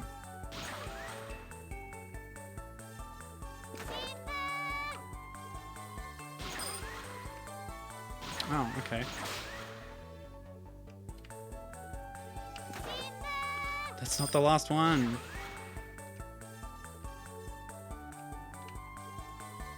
I don't even know where the door is either. I'm so lost. I knew I'd missed some.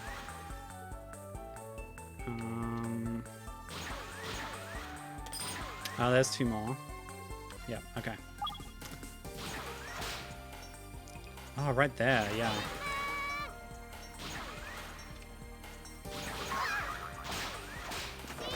I can't believe that didn't hit the guy.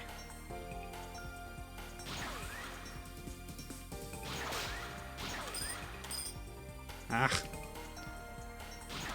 Okay, yeah, the game's called Nijiro Dodgeball Otomotachi no Seishun, developed by Million Co., where most of the original Kunio devs migrated to after Technos went under. Oh, okay, it's not a dating sim.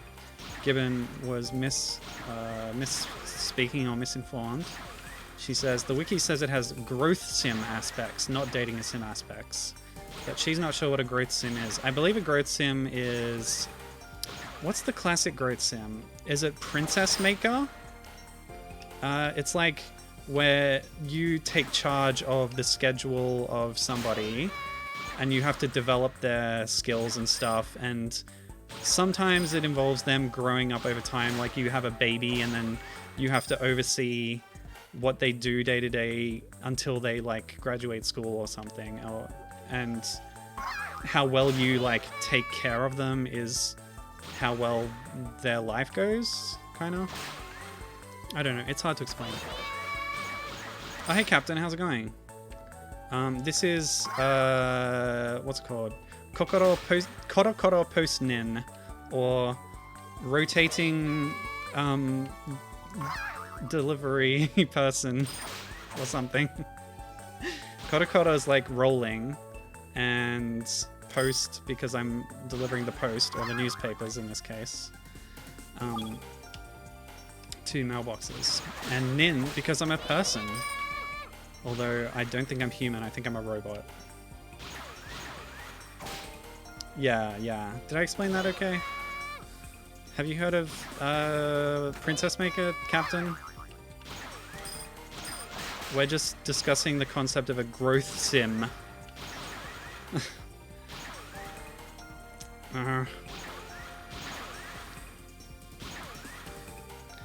I don't... Yeah, the concept often has kind of creepy undertones to it, so... Like, yeah, it kind of makes me uncomfortable.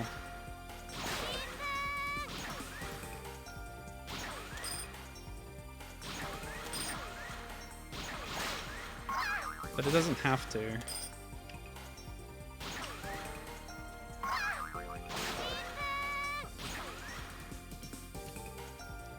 I'm mostly just curious about Toshinobu Kondo's work on the game and the specific character designs he did. I just want to see them, because we know that, like, he did the characters in Doki Doki Playachio, and there's one that's very similar to Kawase herself, which is kind of funny, but there's other fun character designs in there too. He's a good artist. Anyway, yeah, sorry about if you're motion sick or anything. This game could be a bit disorienting for you. Captain has heard of that genre but has never played one. Alright, I've been translating these just by pointing my phone at the screen with Google Translate camera up. Which is not perfect, but it kind of gets the meaning across most of the time. So those are two meaningless phrases. If you were to be treated like a little monkey, what? If I was treated like a little girl, I wouldn't be able to stand up to my employer. It's a match, little girl. So he's upset that he was beaten in the delivery stakes by a young woman, I guess. Well, what is it? Motivation. What? King, stay close. This is obviously her father again. What is he, playing both sides? Or is he telling this guy off? Oh yeah, she's recognized him. He stepped out of the shadows, I guess. He says... Sure... What? He says, I'm sorry, King? King is the guy's name. You and I were friends running around the battlefield together. Oh, they were in the war. Okay. He says, Mr. Railroad, I'm sorry. Is that his name? No, Tetsuo. Oh, Tetsuo Ani-san. So, it's like a big brother relationship. He's like, King is saying that Tetsuo is his aniki. I don't know where Railroad came from. What's that next phrase? I will never forget your something on the field.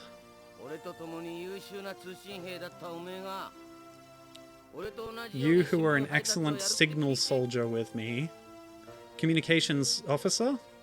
In the war, I guess? I heard that you would deliver newspapers just like me. So they both retired into the newspaper delivery business. He says, I was so happy when I heard that.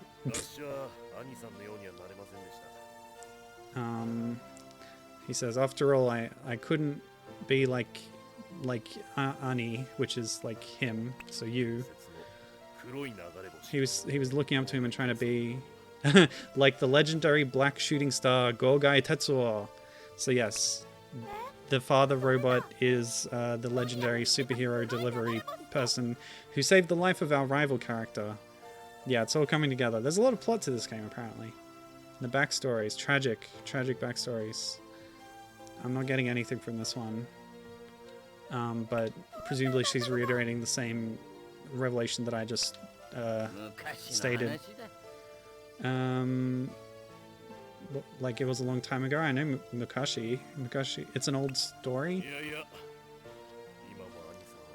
No. He's still the same person. The same honest and passionate man of justice. Compared to that, I will undertake anything as long as I have money. So he's saying that he is lacking in moral character in comparison to the robot father, Tetsuo. Even the pride of a delivery man is sold off. Nice metaphor. And now he's an enemy of newspapers. What?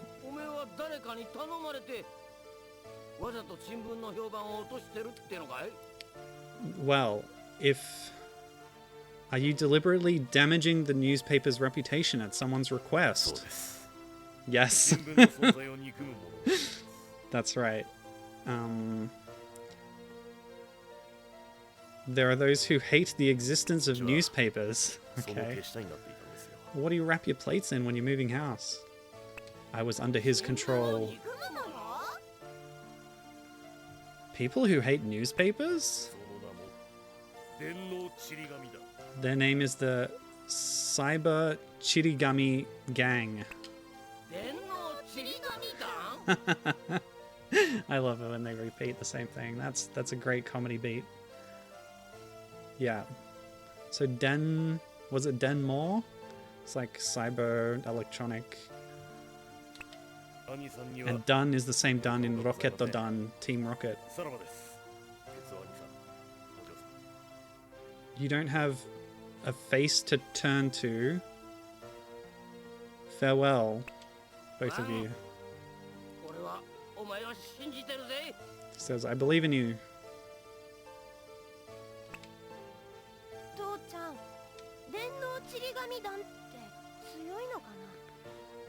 Dad, this Cyber Chirigami gang, are they strong?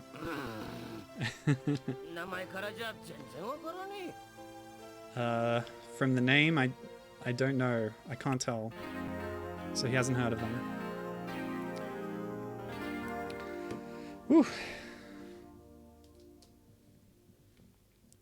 Oh yeah, so I talked about the Kawase lookalike in Doki Doki Pagachio. And Gibbon says that Kondo has said that he likes to sneak versions of Kawase into his other works. So yeah, there's basically always a character that looks like Kawase in everything he does. Yeah, didn't we... He did like a murder detective story and there was a Kawase in that, right? Or her mother, at least. What was the other one? I think there was another one.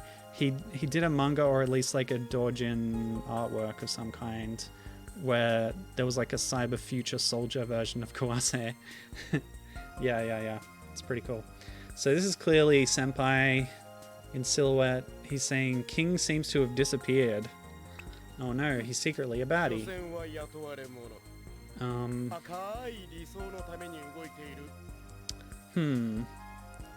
Oh, it's not getting anything now.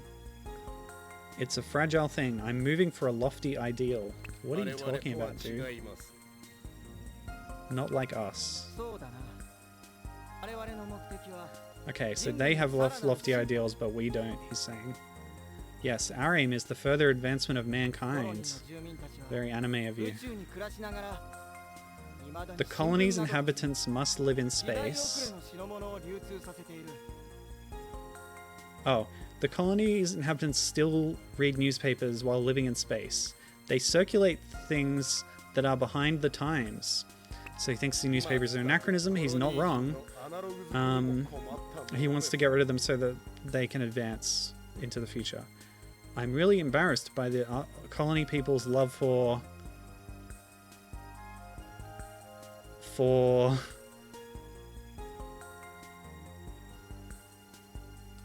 analog. Oh, for analog things. They love analog stuff, is what he's saying. And this annoys him. There is no progress if you are bound by habit. We will give them a life without newspapers. This is hilarious. They're making such a big deal about the newspapers. Everything in this world revolves around newspapers. It's like it's a children's card game or something. For that reason, first of all, let's block the delivery of newspapers. Foo. I have an idea. Okay. Oh, there's more. I wish this game had a fan translation.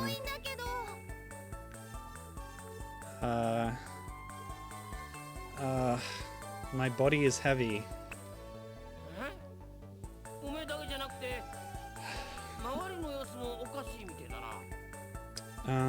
So he's on the communicator. It's not just you. Other things feel strange as well. Well, he does, maybe. Apparently that dizzying street... Oh, Vertigo Street. The gravity device here is broken. It's getting stronger, so it's slowing down, or you'll be slowing down. And when you fall like a stone. It's a little different than usual.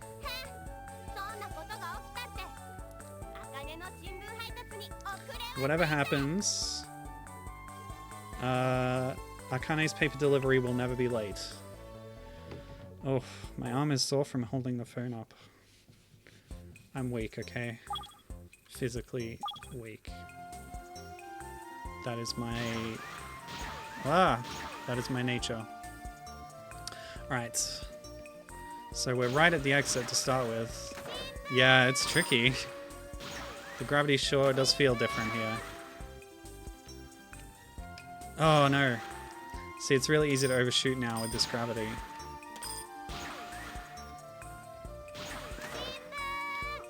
Like you said, you drop like a stone.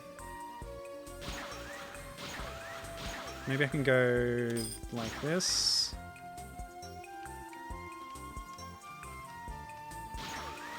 Oh boy, I gotta come from the other direction, that's what I gotta do. So go over here and then drop here and fall.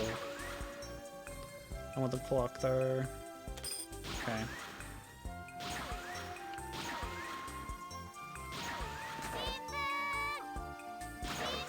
Nice.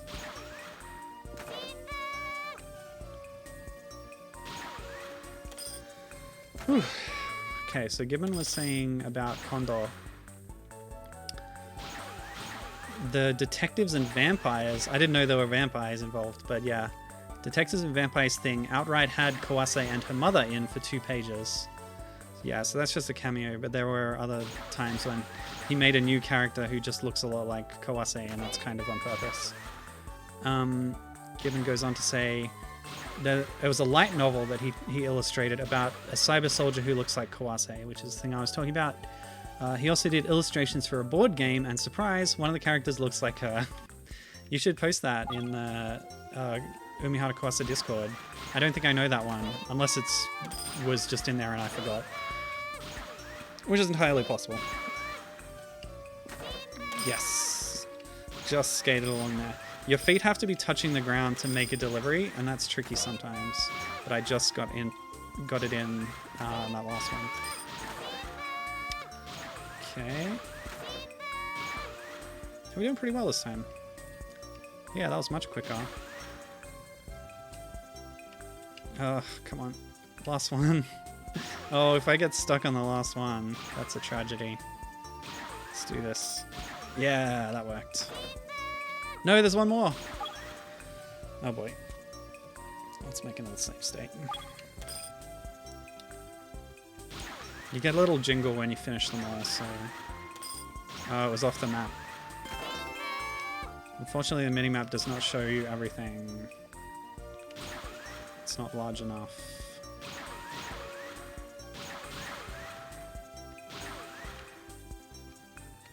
Ugh, come on. Oh, the gravity, it's terrible. How big is this place? Where am I going? There we go. Woof. Gibbon says she thinks it has been posted there before. Fair enough.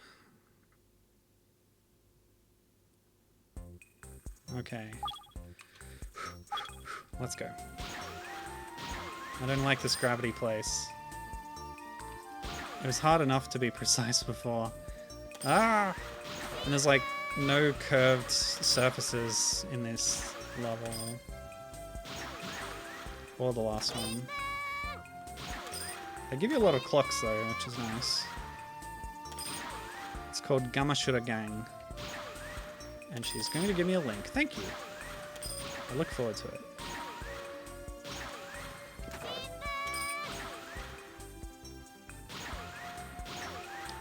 I do like his art.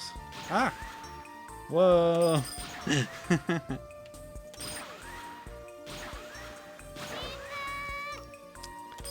Doki Doki Poyachio port when localization. Okay, we've got 72 seconds to get this. Oh, there's another one. Okay. Let's go this way. And then I can go down here. Wow! Oh, that should have got it. Okay, I'll go around here. Has there been more than one music track throughout this game? Yes. That's all of them.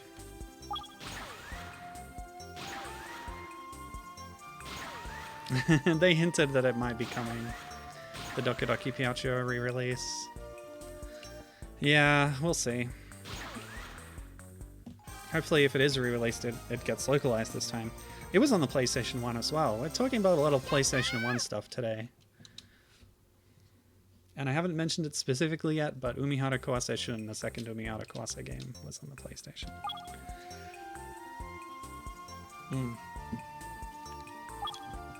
Okay. I'm gonna finish this game today, I promise. I feel like I can do longer streams now because, I haven't mentioned this yet, but I got a new desk chair, and it's so good, it's so comfy. I feel like I could sit on it for hours, which is what they're intended to, you know, any desk chair should be able to be sat upon for hours. But I guess the ones I had in the past just weren't that good. But we really spent some money on getting a good one this time. So me and Kathy both now have high quality office chairs, very adjustable, comfortable.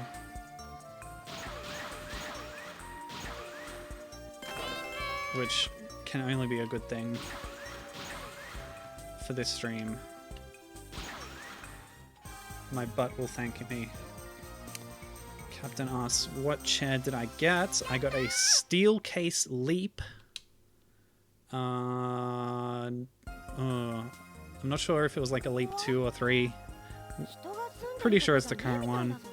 But there's not many distributors of them in Australia. There's only one in Canberra.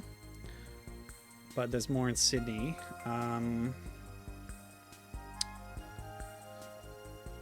So like major cities have them, not sure about smaller towns, but you could probably get one shipped from somewhere. What is she saying? I don't think this is where you live? That doesn't make sense. Whatever. That's the gravity device area. Oh, so she was saying this doesn't look like a residential area. So she's found a broken gravitational device, or the broken gravitational device. If we can fix just this one thing, everyone will be saved. What should I do? That's like, what are you going to do? Or what are we going to do? I don't understand such a big machine. If there's a repair... hold on.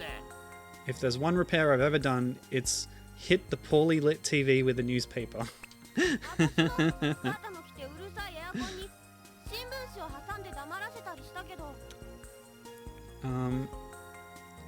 And I also put newspapers into the rattling and noisy air conditioner to silence it.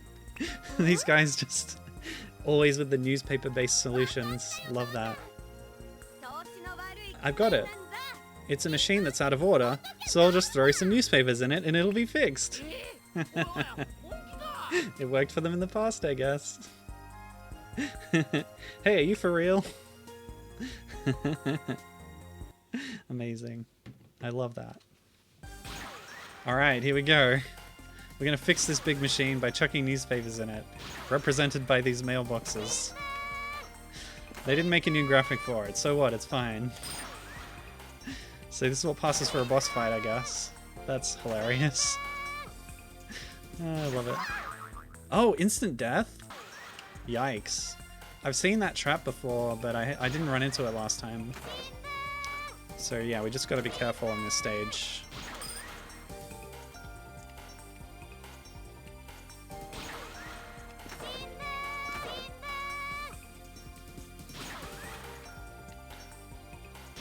Oh gosh. That's tricky.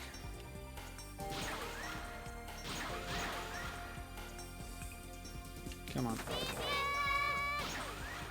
Okay, let's just skip over here. Oh, yep, continue going around this way to avoid the deadly electricity. Come on.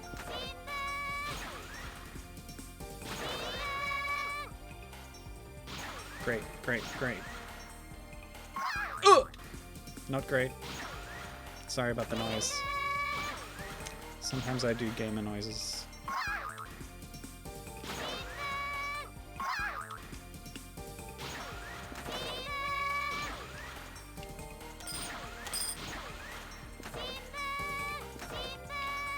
Okay, I just have to like wait for those to pass and then sneak in around behind them.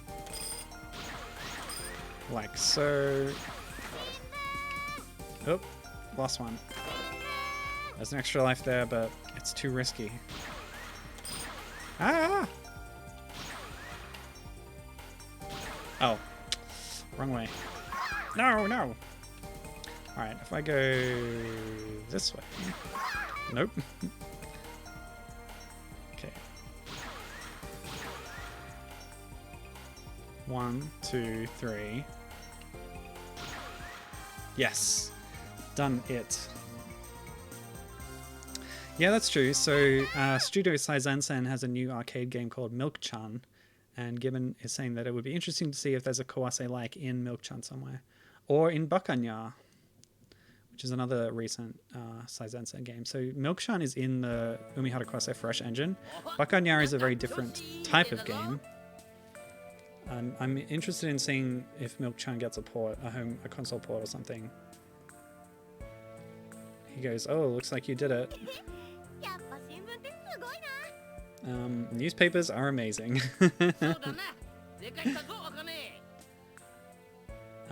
He says, yes, you did great. However, this kind of thing is rarely broken, is it? I don't like it. So he suspects foul play. Sabotage, perhaps. Operation Vertigo seems to have failed.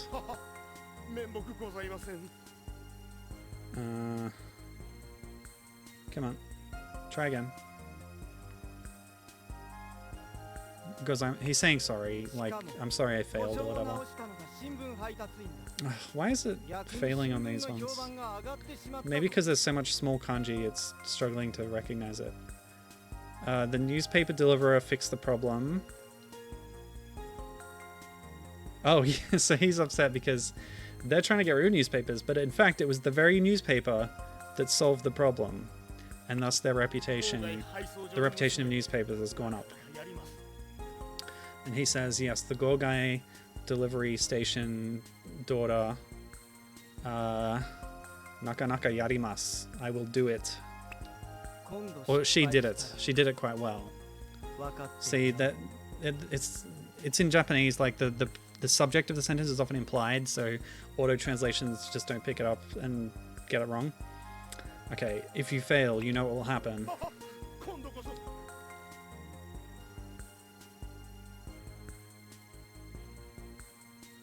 Not getting that at all. What? Is this Tingle? It's Wa Tingle. It's the Wario of Tingle. He's saying, give me another chance, and he's naming himself as like the object of the, or subject or whatever. I get confused. His name is Bun Kane Ogata. So Bun for short. Woo. Okay. The plot thickens. Yes. Oh. Did Condor work on Glory of Heracles? The Payon DS RPG based on Greek mythology. I've always meant to play that because I have great respect for Payon based on their Donkey Kong games. Ooh. Gibbon says, considering that Bakanya has semi-anthropomorphic cats in it, and one of the breeds represented is Norwegian forest cat. I'm expecting a different character cameo. She's referring to the cat Shikamaru, the cat which belongs to Kawase's childhood friend, who is a playable character fighter in Blade Strangers. Okay, this is a beautiful residential area, isn't it? Says Akane. Akane, don't let your guard down. Why? One. So you say that as one when it's on its own. Because I know you say it as or when it's at the end of a name, the title of king. But he's saying like one as the guy's name. So yeah, that guy, king guy that we met before, told him that my app's not getting this at all, so I'm just doing it myself. The electric Chirigami gang are there, and that's why it's dangerous. They're the ones who hate newspapers. That's right. Apparently, among the elites from Earth, they seem to be active. There are many such people in the Aptro ward. Aputro is the neighborhood we're in now. It might be their home base. Please be careful. Got it. Cool. So we're closing in. Oh boy. Okay. I'm really invested in the plot now.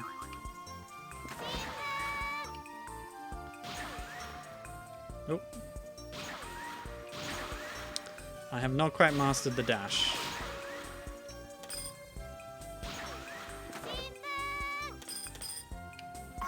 Yikes. Oh man, twice in a row. It's okay, the first level's usually pretty easy.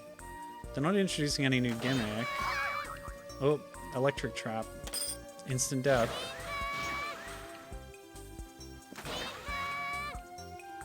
I like... Oh!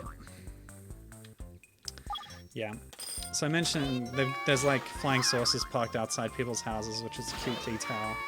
But there's also just motorbikes as well. Sometimes mopeds and stuff.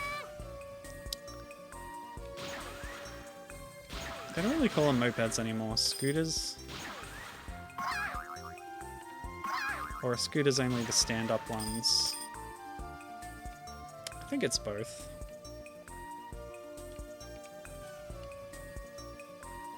Oh, now we're doing Tony Hawk half-pipes. Yeah. I saw that coming. I think time to do some more sub-stage save states. Sub-stage save states. Sub-stage save states. Sub-stage save states. Sub-stage save states. Don't. Maybe not if I'm doing this badly.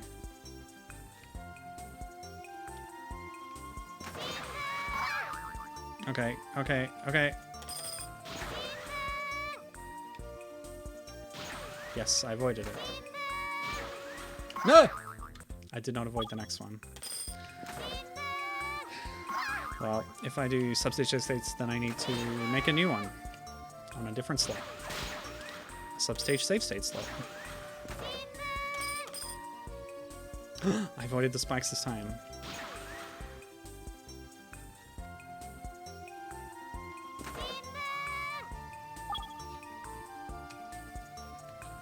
Okay.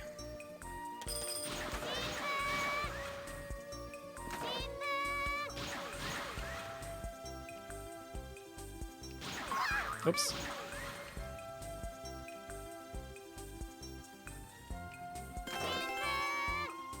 Nice.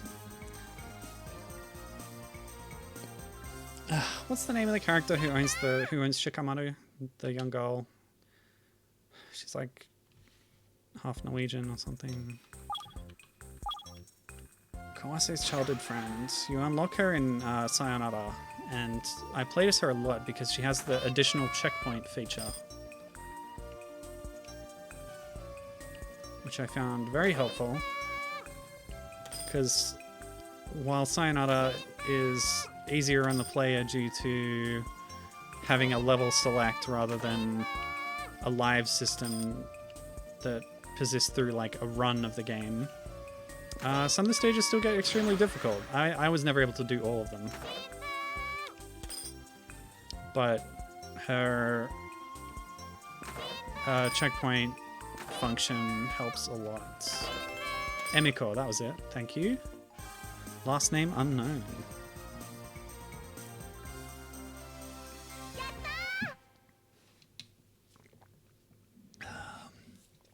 Good stuff. Okay. I do consider Milk-chan also an unofficial part of the Umihara Kawase universe. Same developer, of course, but also, like, the concept of it is very similar. It's like abstract platforming. In the case of Milk-chan, it's kind of the opposite of Umihara Kawase, which is grappling and pulling yourself up to your grapple and getting around that way. In Milk-chan, you punch the ground to push yourself away from it to progress. So in Umihara Kawase, it's like pulling yourself in, and in Milk-chan, it's pushing yourself away. But it's a similar idea. Having it as an arcade exclusive is weird though. That's unfortunate. It means it's very hard to access.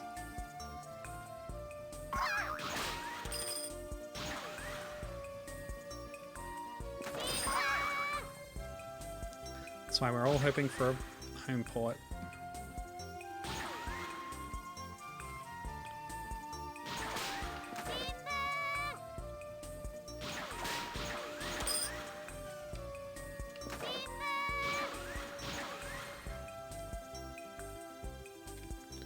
Was Milk-chan also about delivering milk? Or am I wrong? Wait, I missed the same one again. Where's the part of the level that I haven't been to? How do I get there? That's done. That's done. It's this way generally. Oh, it's there. But how do I get there? Nope. Well, we'll keep trying.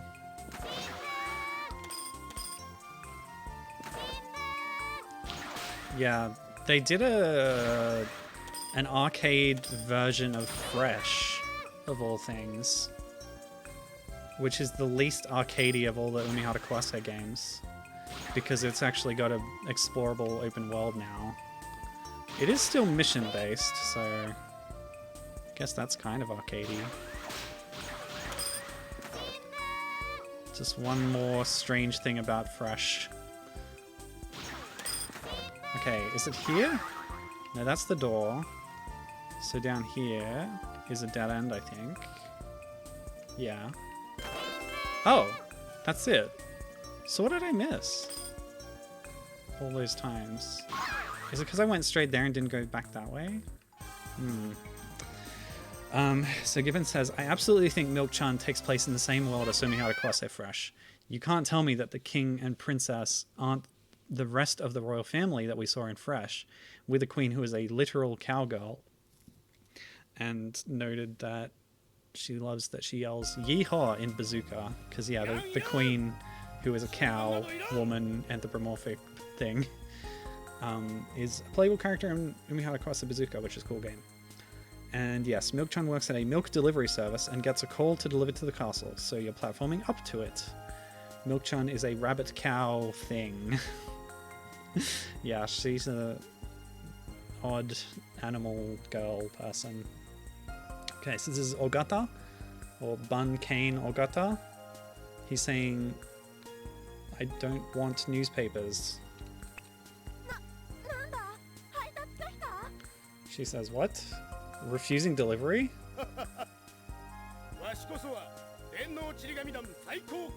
He says, I am the top executive of the electric or cyber Chirigami squad gang. Bankain Ogata. He's literally got a Waluigi moustache and a tingle face. It's what tingle. I love this. Anyway. Akane is saying, "Kuso." So you finally arrived or something. Or you finally showed yourself. Little girl, why are you doing these deliveries? Information written on paper is useless.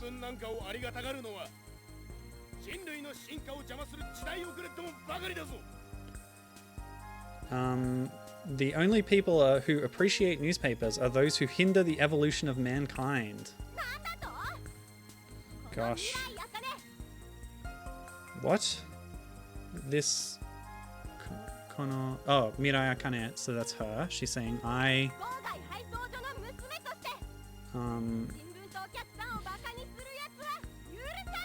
am the daughter of the Gogai delivery station. I won't forgive the guy who makes fun of the newspaper and the customers. Again, I won't forgive is a poor translation, but that's what we're going with. As long as there are customers waiting for their newspapers, I'll deliver it exactly. Ha ha ha, little girl. I was called the Iron Wall Kane in the Earth Imperial Army. So they're all ex-soldiers. There's a big retired military theme in this game. I wonder if I can break through the ominous alliance weapon that I made. Obstructing wall weapon. Okay, so he's got a wall of some kind that he wants us to not break through, but we're gonna do it. Yeah, it's like what do retired service people do when they go home and they're away from the war? It's a big social issue. And this game is addressing it head on with its cartoony anime stylings. What hit me the second time? I don't like that. Alright. So we already found the exit and a little icy patch. I guess these laser walls are the obstructing wall weapon that the guy was talking about.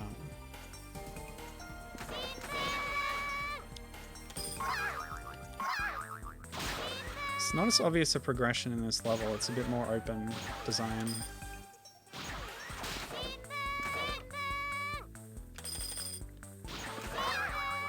Oh, that wasn't it. There's more. The minimap is not showing me anymore. Curse you. I really want to play Milk-chan. Oh, what? Oh, I already ran out of time. It's those walls. Getting knocked by them, of course. Like, any hazard takes time off you.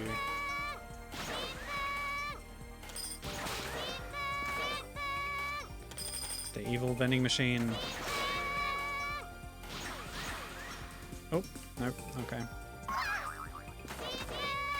Doing pretty well so far. Oops. I spoke too soon. Just grab this clock. Ugh. It was a trap clock.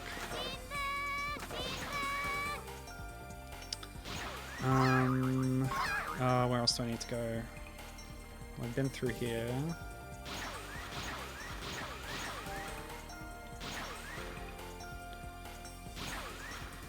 Yeah, that's that's a thing. We were informed that Milk-chan might be dumped. The ROM of the arcade game might be dumped and released at some point soon. But we're still waiting for that to happen.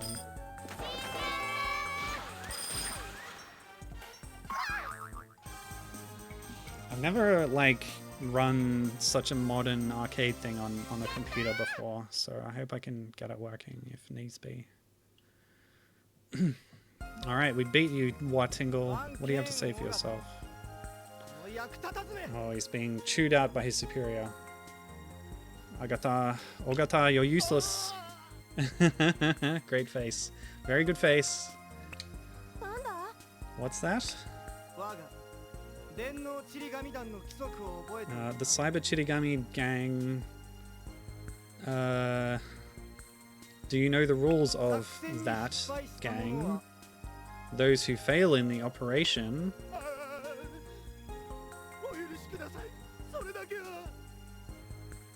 forgive me, please.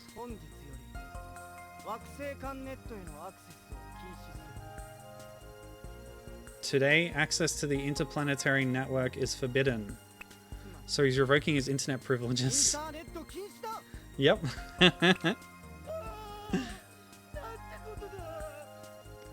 Oh no. I won't know about any social events or economic movements. I will be left behind by the world. Say. What could you possibly offer me, little girl? He's implying. In that case, she says, why don't you read the newspaper instead? Shimbun. That's right.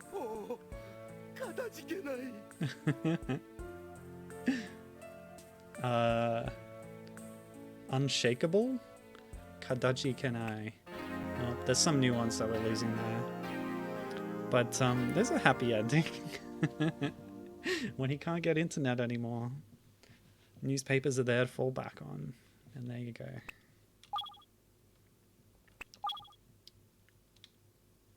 Alright. Don't know how much is left in this game. I haven't been counting the worlds. Oh, she's seen Senpai again. Don't you know he's secretly a baddie in disguise? He says, oh, that it's rare to meet you or something. Mezurashi is like rare, isn't it? No. She's saying... What? What is she saying? Our delivery office... Something... Zekot... What's that character between the kot and the chi?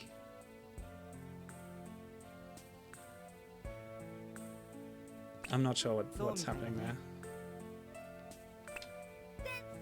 It seems so.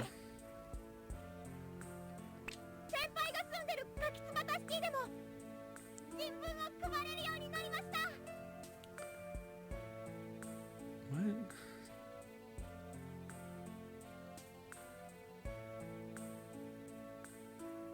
Oh, okay, so her delivery range has expanded. Now even in Kakitsubata City, where Senpai lives, she can now deliver to there. He's not impressed, and we all know why. That's all. Bye!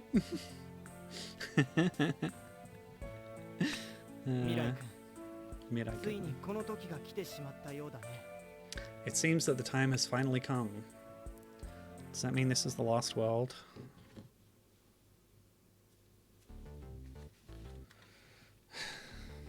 Okay. More obstructing walls, but we defeated the obstructing wall guy. He's now on the side of newspapers. He's our friend.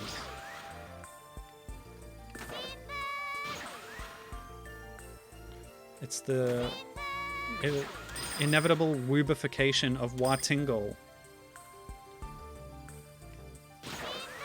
I always said it would happen. In my mind, I said it. That's why you didn't hear me say it. Whoop.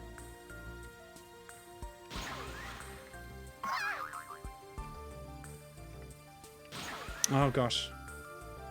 I keep overshooting this. Hold on. Let's take it slow. Yeah! Nailed it.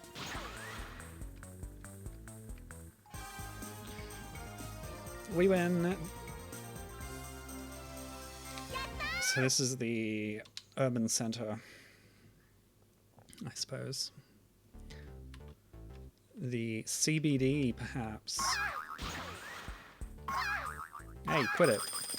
Alright, that's too many hits early on. Oh.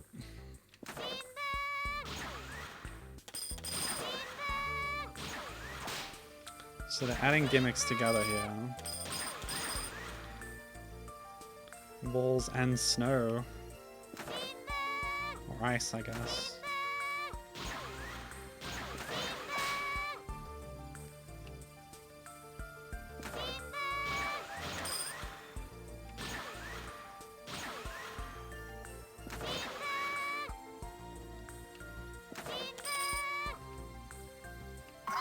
Oh. Alright, I missed the side path. Atsuko Hayakawa. I wish I could talk to Atsuko Hayakawa and say, you did a great job on this game, thank you. And ask her if she was inspired by Umihara Kawase.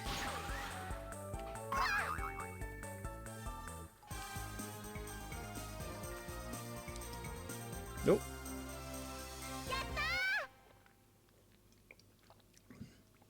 Okay.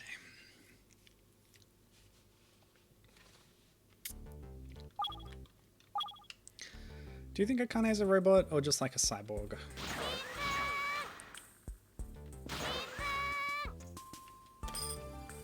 Nope. Nuts. Ugh. I was trying to move away from that wall, but I was doing it too slowly.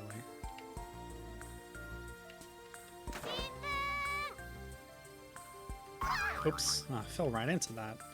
Getting sloppy. But no, twice. Okay. Oh, you know, I never really noticed before because I guess I'm extremely unobservant. But there's actually a counter in the top right above the life counter, which tells you how many more letterboxes there are for you to deliver to in that level. It's good to know. Yeah. Let's try and translate it. I don't know the word. Oh, more! Sokomare. Like, so... You're here? Is that it? You're there? Who's that?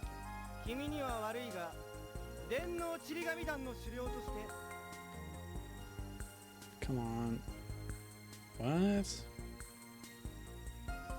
He's giving himself like a fancy title, I think.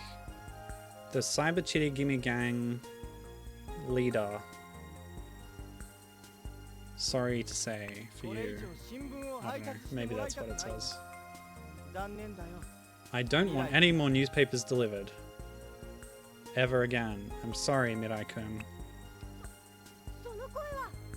That voice. Senpai. Shock, horror, etc. Oh, what's that noise?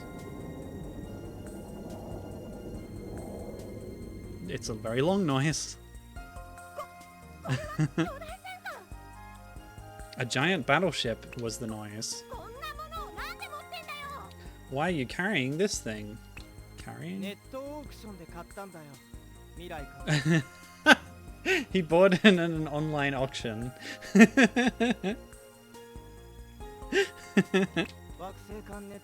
He bought it on eBay. Or in Japan it would be Yahoo Auctions is the most popular thing, I think. We're in an age where everything is available on the interplanetary network. Information like what you get in the newspaper. Humanity should always adapt to new ways of life. Okay, I lost something on the way there, but what you do, the existence of newspapers, are nothing but superfluous to the progress of mankind. Wake up. Open your eyes.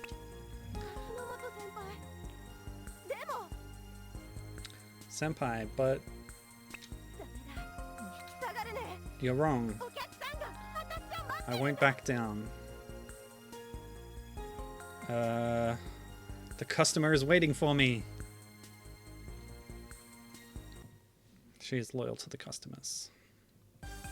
Oh, they really throw you into the level. Alright, here we go. Hold on a sec. Oh, ah!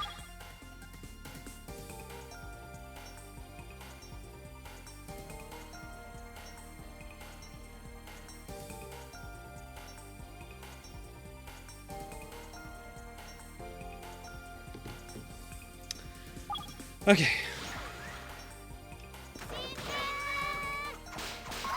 Okay, can I smash these? Yes.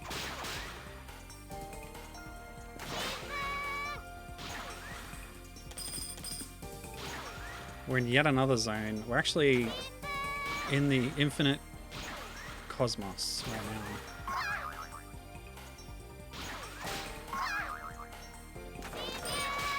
Kind of a plain background, but like the spaciness of the foreground as well. That's cool. Okay.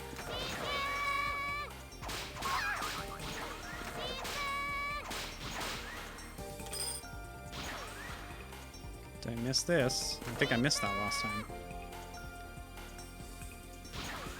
Alright.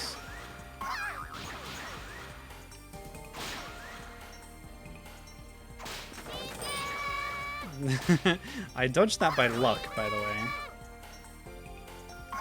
Oops. Yeah. So, you know what? Rewind. These are instant kill, but if you have invincibility frames from another source of damage, I think you're safe from them briefly. Okay, so if I fall here, wrong way. There we go. Yay, cheating.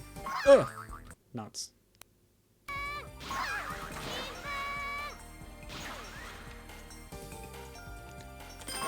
An extra life. Cool.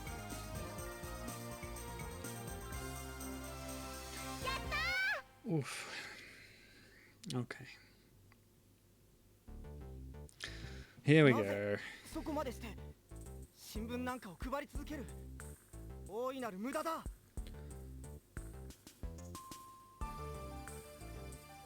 Stop. Why? Why do you go to that extent to keep handing out newspapers? It's a big waste. Don't say it's useless. Newspapers are important.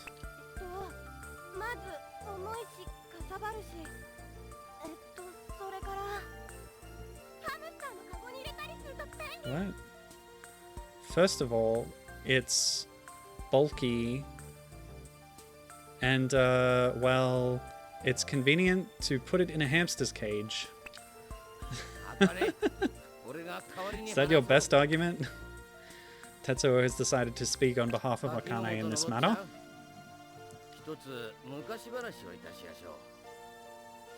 He calls him Bochan? What? Oh. Oh, it's a word for like young master. What's his name? Whatever it is. Let me tell you an old story. The war between the Earth Empire and the colonies was also towards the end. Oh gosh, so the war was between the outer colonies and Earth. That's... The deep backstory here is amazing. A bomb exploded during an air raid by the Earth forces.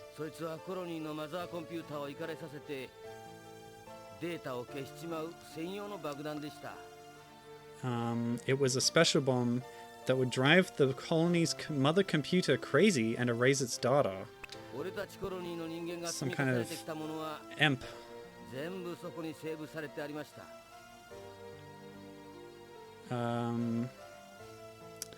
All of the things that we colony humans have accumulated were saved there.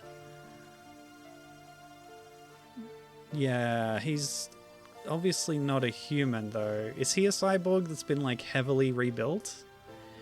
So I think he's using the word ningen, which is not necessarily human, just like living people. So when you get into speculative worlds like this, it kind of is more difficult to translate, but usually for the modern usage of the language, ningen effectively means human. Anyway. However, it turned completely white with that one bomb. Don't know what that means. Blank, maybe? So it worked? Yeah, I guess it worked. And then what happened was our history, the record of our daily tears and laughter, and, incidentally, information about Akane's parents was all wiped away. Now, the world is at peace, and the interplanetary network has become normal. But we haven't forgotten.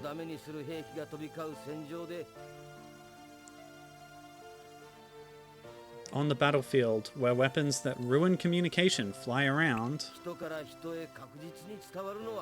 clearly transmitted from person to person, was the information drawn in the hand-selected pictures. So he's saying, yeah, during the war when digital communication was impossible, written information was still transmitted. We colony people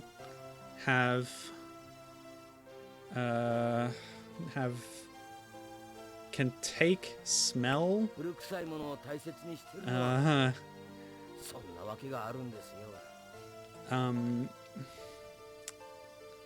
That is why I cherish old-fashioned things. Dad. For that kind of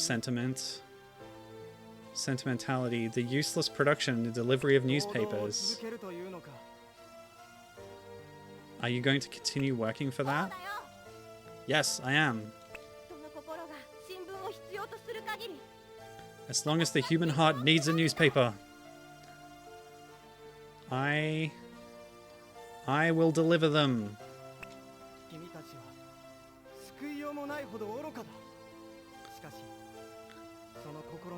You guys are helplessly stupid, but I can feel the warmth of your heart. Senpai. Mirai-kun. Now I know how you feel.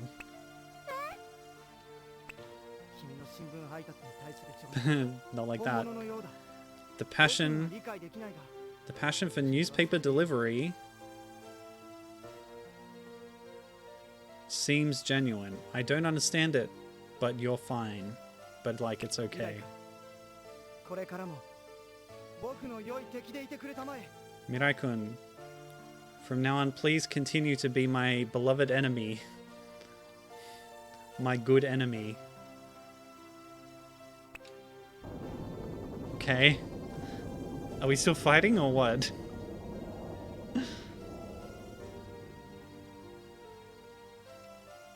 I feel like we've reached some kind of resolution.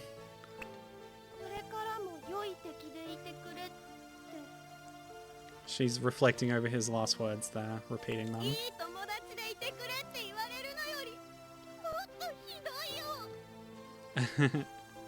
So she would have rather been called his good friend, but she was encouraged to be his good enemy. Like, ii tomodachi. She's saying that's worse than being told to be a good friend. Oh man, what's this guy doing?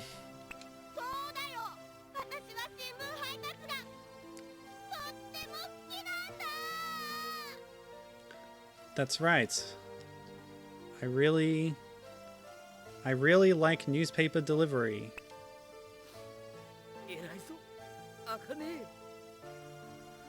Okay, I'm not sure what that declaration was accomplishing. But she's sticking to her principles, I guess.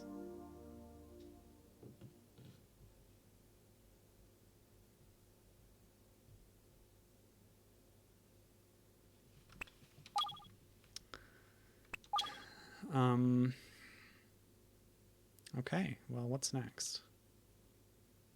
A final scene, perhaps? Or are we going to a new neighborhood again? Akane, I have a special delivery job.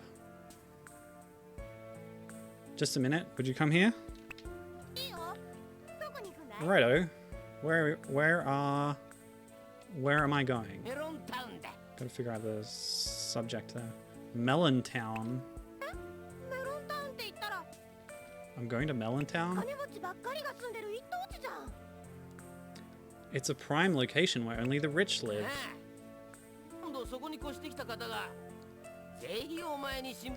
Right.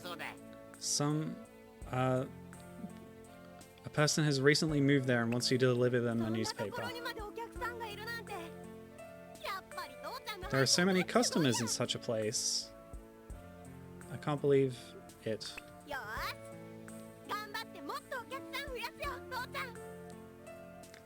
Alright, let's do our best and get more customers. Well, that's right. Be careful, Akane. Yes, yep, as always.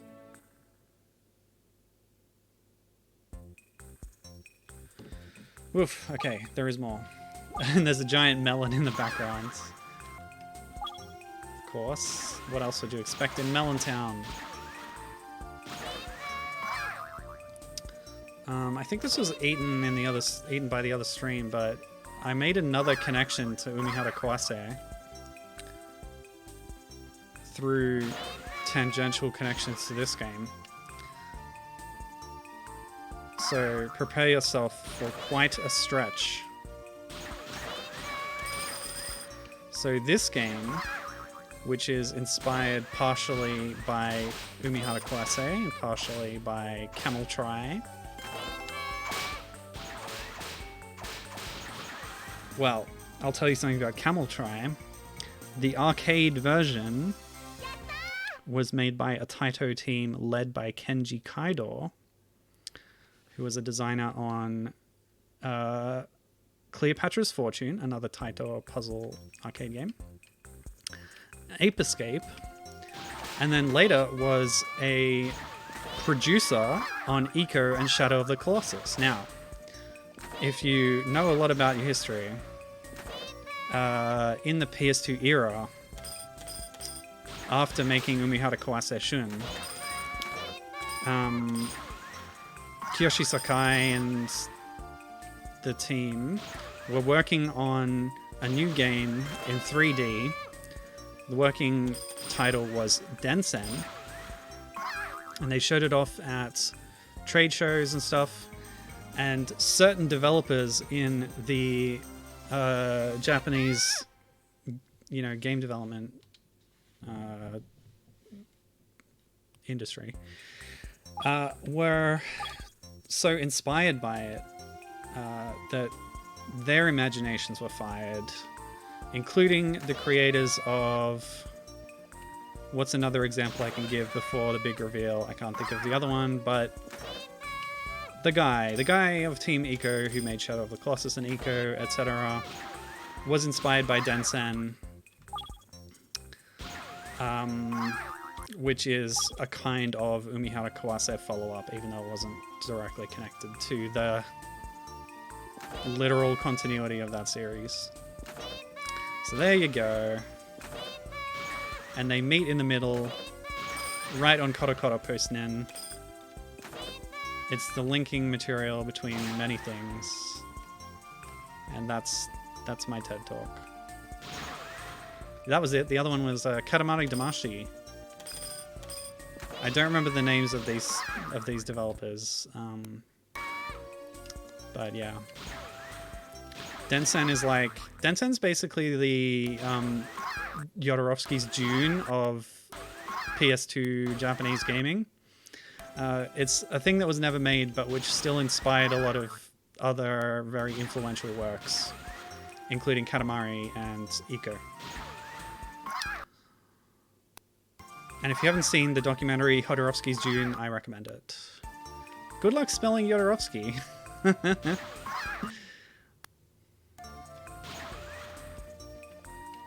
But you should know how to spell Alejandro Jodorowsky, because surely you're a fan of the Incal and the Meta Barons. Oh, come on. Land there, please. What's going on with this one? Ah, the wall. Come on. That should have been a good one. No. Jodorowsky is Jodorowsky.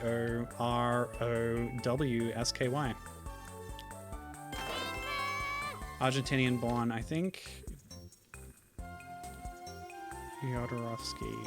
I think Ukrainian family. Partially, at least. Anyway, he's a really weird guy. That has nothing to do with the current conversation. Oh yeah, absolutely. Gibbon translated an interview. There was like, yeah, a little retrospective on Densen in a Japanese magazine or something, and Gibbon did a little translation of it. Good stuff, that. Ah. Oh man, this is a tough one.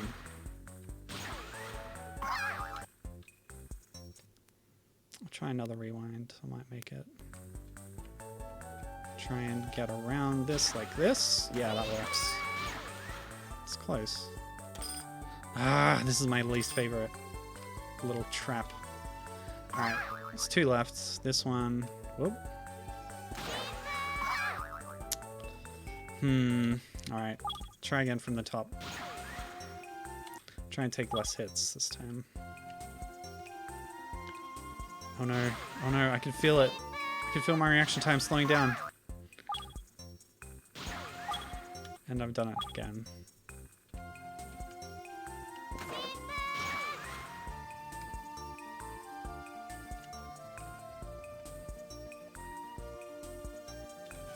No, please.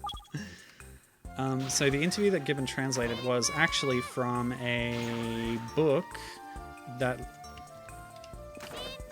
was... It was a book looking over various cancelled video games and doing a page or 2 interview or whatnot, explaining what it was and why it never happened.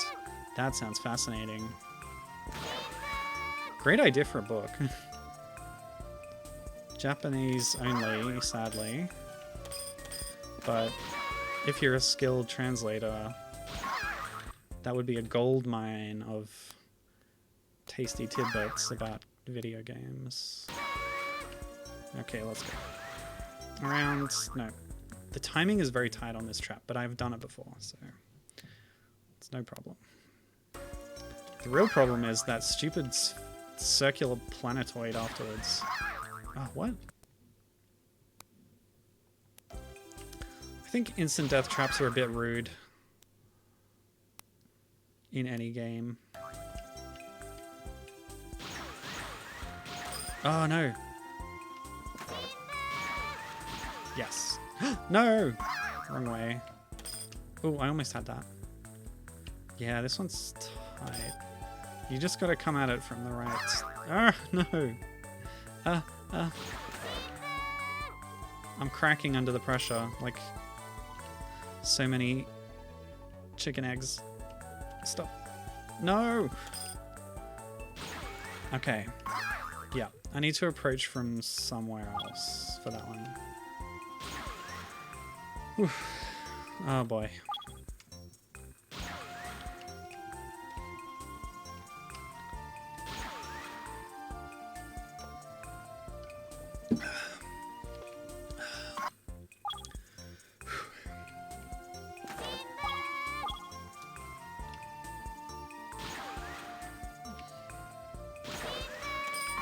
No.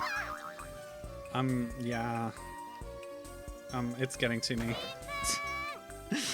Okay, okay.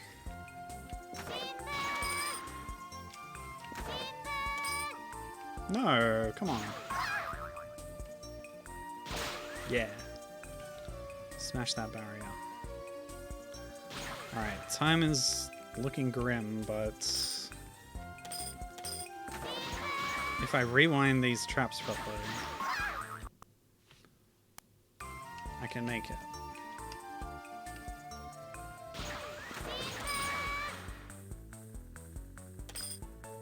Oh, I thought that was it. Okay. Gotta do this. Oh! Okay. I'll just turn sooner and then land here. That's all you needed to do. It's easy. Okay. No! Oh gosh.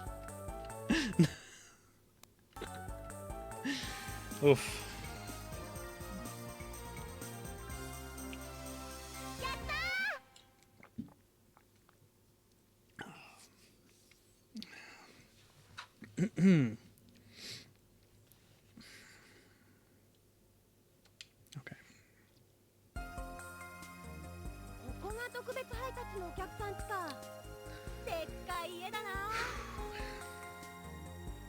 Alright.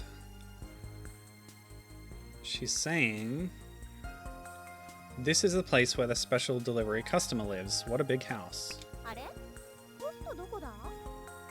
Where's the letterbox? So the intercom says, welcome. Here we are. She says, thank you very much. This is Akane Mirai of the Gogai newspaper delivery station. Excuse me. Sorry, but the mailbox at my house is inside the gate, I think? I'm very, very sorry. Oh, degozaimasu is like a really formal ending to a sentence. So he's just saying it's really far away, but he's saying it very formally. Come inside the gate.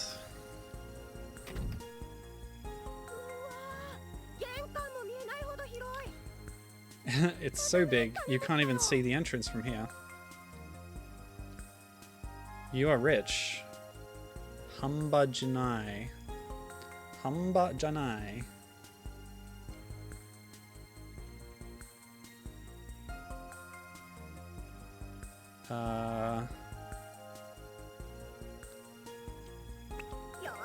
You're very rich. Whatever. Okay, let's go. Is the next level inside the grounds of this mansion? It is in Melon Town still. Yeah, I'm losing it. I'm sorry. My late video gaming skills are decaying in this summer heat.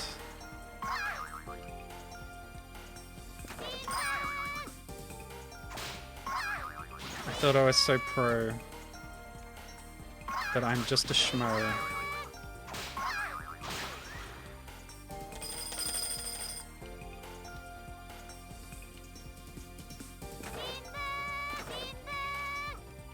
Okay. Yes. No. Watermelons, my one weakness. I hate the damn electric orbs. Just instantly fail the whole level. It hardly seems fair. Okay. I can do that without taking 3 hits. Let's go this way instead. See, that's using your ass. What?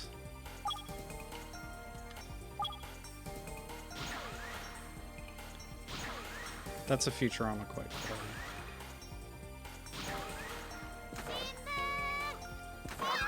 No! I refuse to accept that.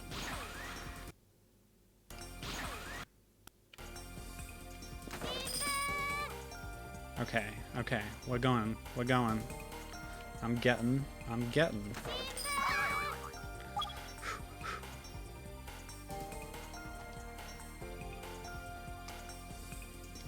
Substage, save state, substage, save state, substage, save state. No! Rude. Whatever.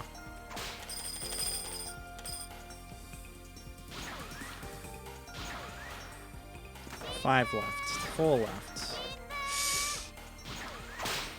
Yes, okay.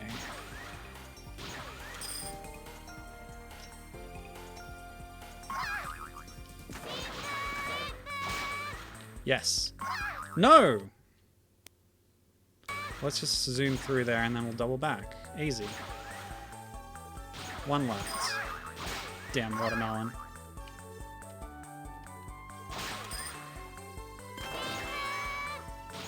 Yes! Woohoo!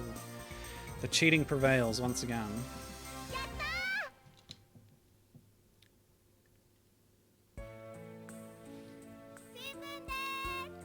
That melon sure is scenic. I would love to live in Melon Town. She's saying, it's the newspaper. We've heard it a million times. Who's this guy? It's translated host. Oh, Akane. Akane. Akane. Oh! It's her parents.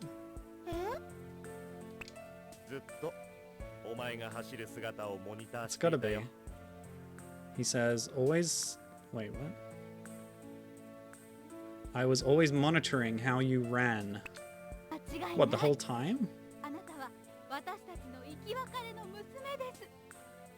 There is no doubt you are a long-lost daughter. Oh, so during the run, I guess, they were monitoring her and discovered henceforth that, that she was the long-lost daughter. You've always been an athletic child, haven't you? Here's the shock ending. I'm sorry, but I had to confirm that.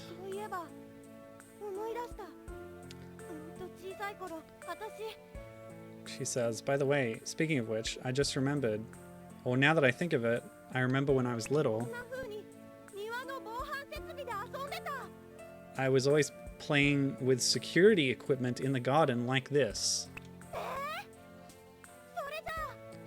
So that means you are my father, mother? That's right. Ever since I was separated from you in that air raid, I've searched for you for so long. The interplanetary network, the data was lost even on if you search on the Wakusei Netto. That's when I came across this article.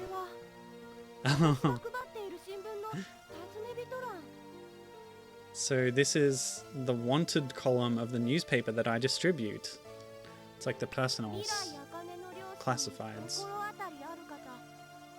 If you have any information about Akane's parents, please contact Gogai Tetsuo, who is the robot dad. Every month it was posted here. Wait, you don't read your own newspaper to see that your name is in it? So much for loving newspapers. I guess she loves delivering them and not reading them, am I right?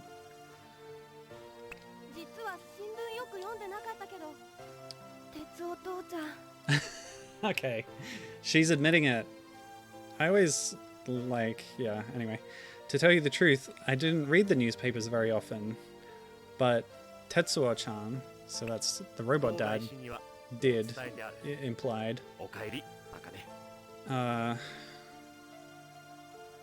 We already told Gogai-san. Gogai, what is that honorific? It's translating as Mr., but yeah, I don't know what it is. From sight, I've already told Gogai-san, welcome back, Akane. He said it out loud, but I didn't hear him. I missed you so much. I won't do it anywhere else. What? I don't know what she's saying. Father, mother. Oh, happy ending.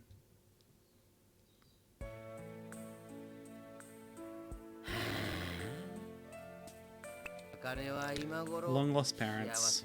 And they're super rich. I hope she still does the honest work of a deliverer still there, because that's fun for the setting of the game. He's saying Shiawase is in katakana for some reason. Yeah, so Akane, are you living happily now? Konnichiwa. A shortened version of konnichiwa. Even shorter is ncha, which is what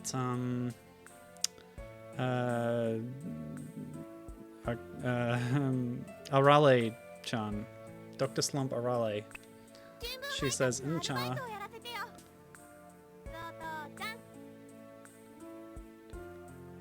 She says, how about I do a part-time job delivering these newspapers, Tetsuo To-chan? So she's still calling him dad. Nice. I was hoping these two would continue having some kind of relationship. He says, oh no, even if you don't work part-time, You don't have any inconvenience, do you? I think that's about finance. He's like saying you don't need to work for money. With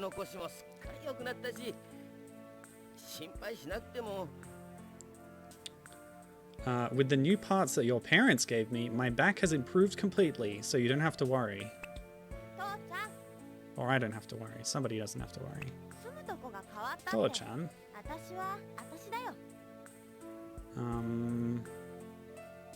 Even if I live in a different place, I'm still me. Yeah, that's the kind of thing I was hoping for. I love delivering newspapers with my dad. Akane. Soka. Is that so?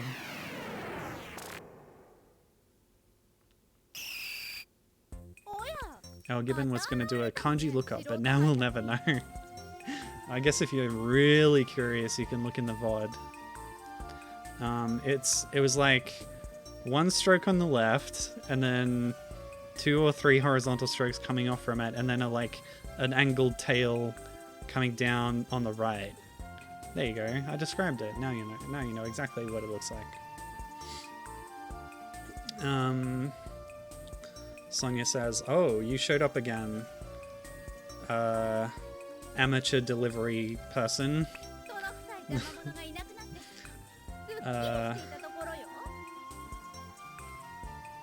What? It was a refreshing...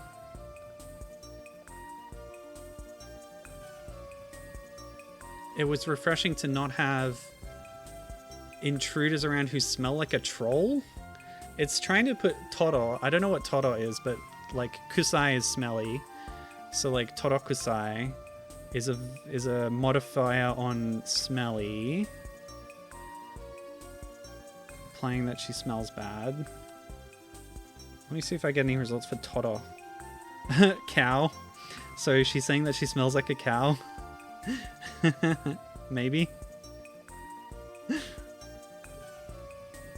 That's one meaning of it. Let's see if I get a response for Torokusai. Oh, Torokusai. Dull, slow, stupid. I think it's like a generic insult. So literally, it means smelly like something that I can't identify. But it's just like, yeah, insulting language. I'll do a quick lookup of the honorifics as well.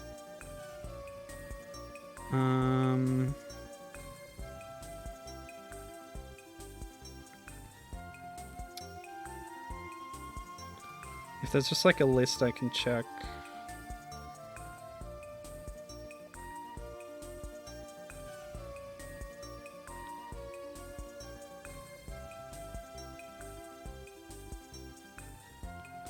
Nope, none of those. It's not any of the normal ones. Oh, she. It's she. She is used in formal writing and sometimes in very formal speech for referring to a person who is unfamiliar to the speaker, typically a person known through publications whom the speaker has never actually met. For example, the sheet title is common in the speech of newsreaders. It is preferred in legal documents, academic journals, and other formal written styles. Once a person's name has been used with she, the person can be referred to with she alone, without the name, as long as only one person is being referred to. So that's actually a pretty apropos use of that for that situation. Unsurprising from a native Japanese speaker, but yeah. That was good to learn. It's you, Sonia. Who are you calling Torokusai? I'll give you back exactly what you said. I'll give as good as I get.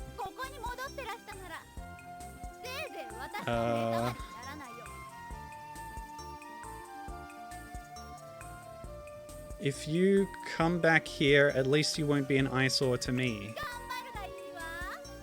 Good luck. Do your best.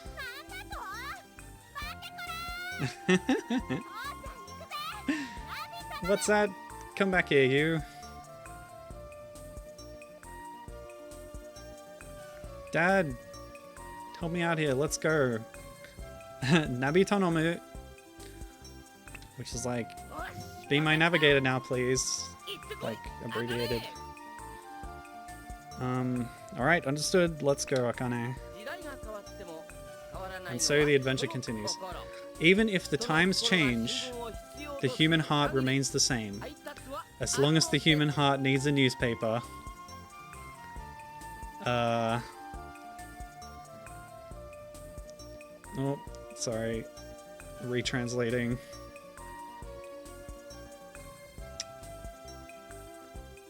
As long as people's hearts need newspapers, there will be delivery. And that's the end. Oh my gosh, we made it. Woof. Good stuff. Korokoro Post Nin stuff. So these are the voices. The seiyu, which I mentioned a few of them before, but if you're interested, there's transcription of this stuff, as well as translation, transliteration on Moby Games. So Moby Games has a page for this now. When I first researched this game a long time ago, there was no Moby Games database entry for it, but there is now. And it includes all the credits, which is great.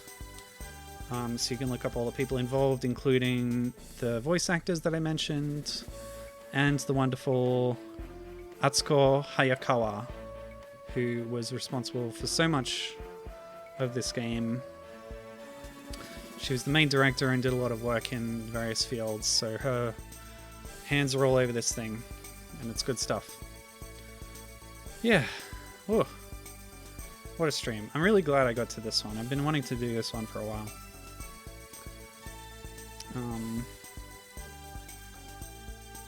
Yeah, now that I've streamed it in completion, I just know there's going to be a fan translation that gets dropped next week or something. Because that would just be so ironical.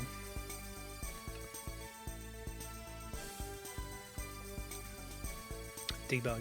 Cat's paws. 2 Zs. Lovely. Star Cleaning is that shop back there. That's a yakitori shop. I love yakitori. These are the special thanks. Fish.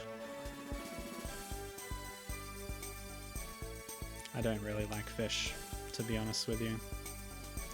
That's the producer credit.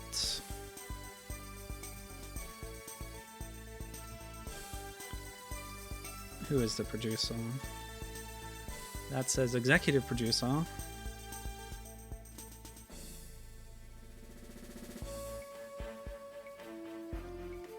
I've got those names in here somewhere. Producer Shinji Sakamoto. Executive producer Shinobu Ogawa.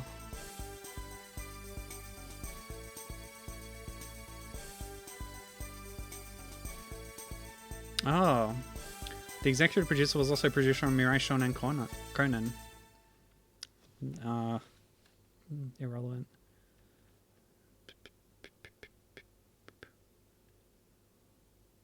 The producer was the director of Suikoden? Surely it's not the same guy. He's only got 2 other credits in here. And one of them was that eating simulator game I mentioned before.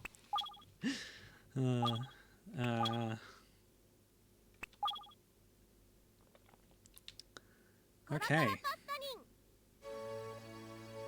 Wow, good place to drop a save state. Let's see what the stage select menu looks like. Yes, load data. Yep. Thanks. Okay. So that's unique artwork there of Akane. I love that background. It's really evocative, and the colors are lovely as well. So this shows you your best score and your best time for each stage. So each world has, or each stage has 4 areas. So it's like world and level. So let's just cycle through them and revisit some of these backgrounds, which are all quite nice in this picturesque space colony. There's Tiger Bikini Town. The MC Escher Zone. That was the gravity broken place. Yep, then this place. Oh, they all have names at the top too.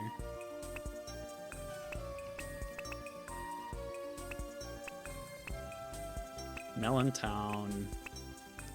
Alright, well that's the end. Yeah, this has been really cool. Thanks for joining me.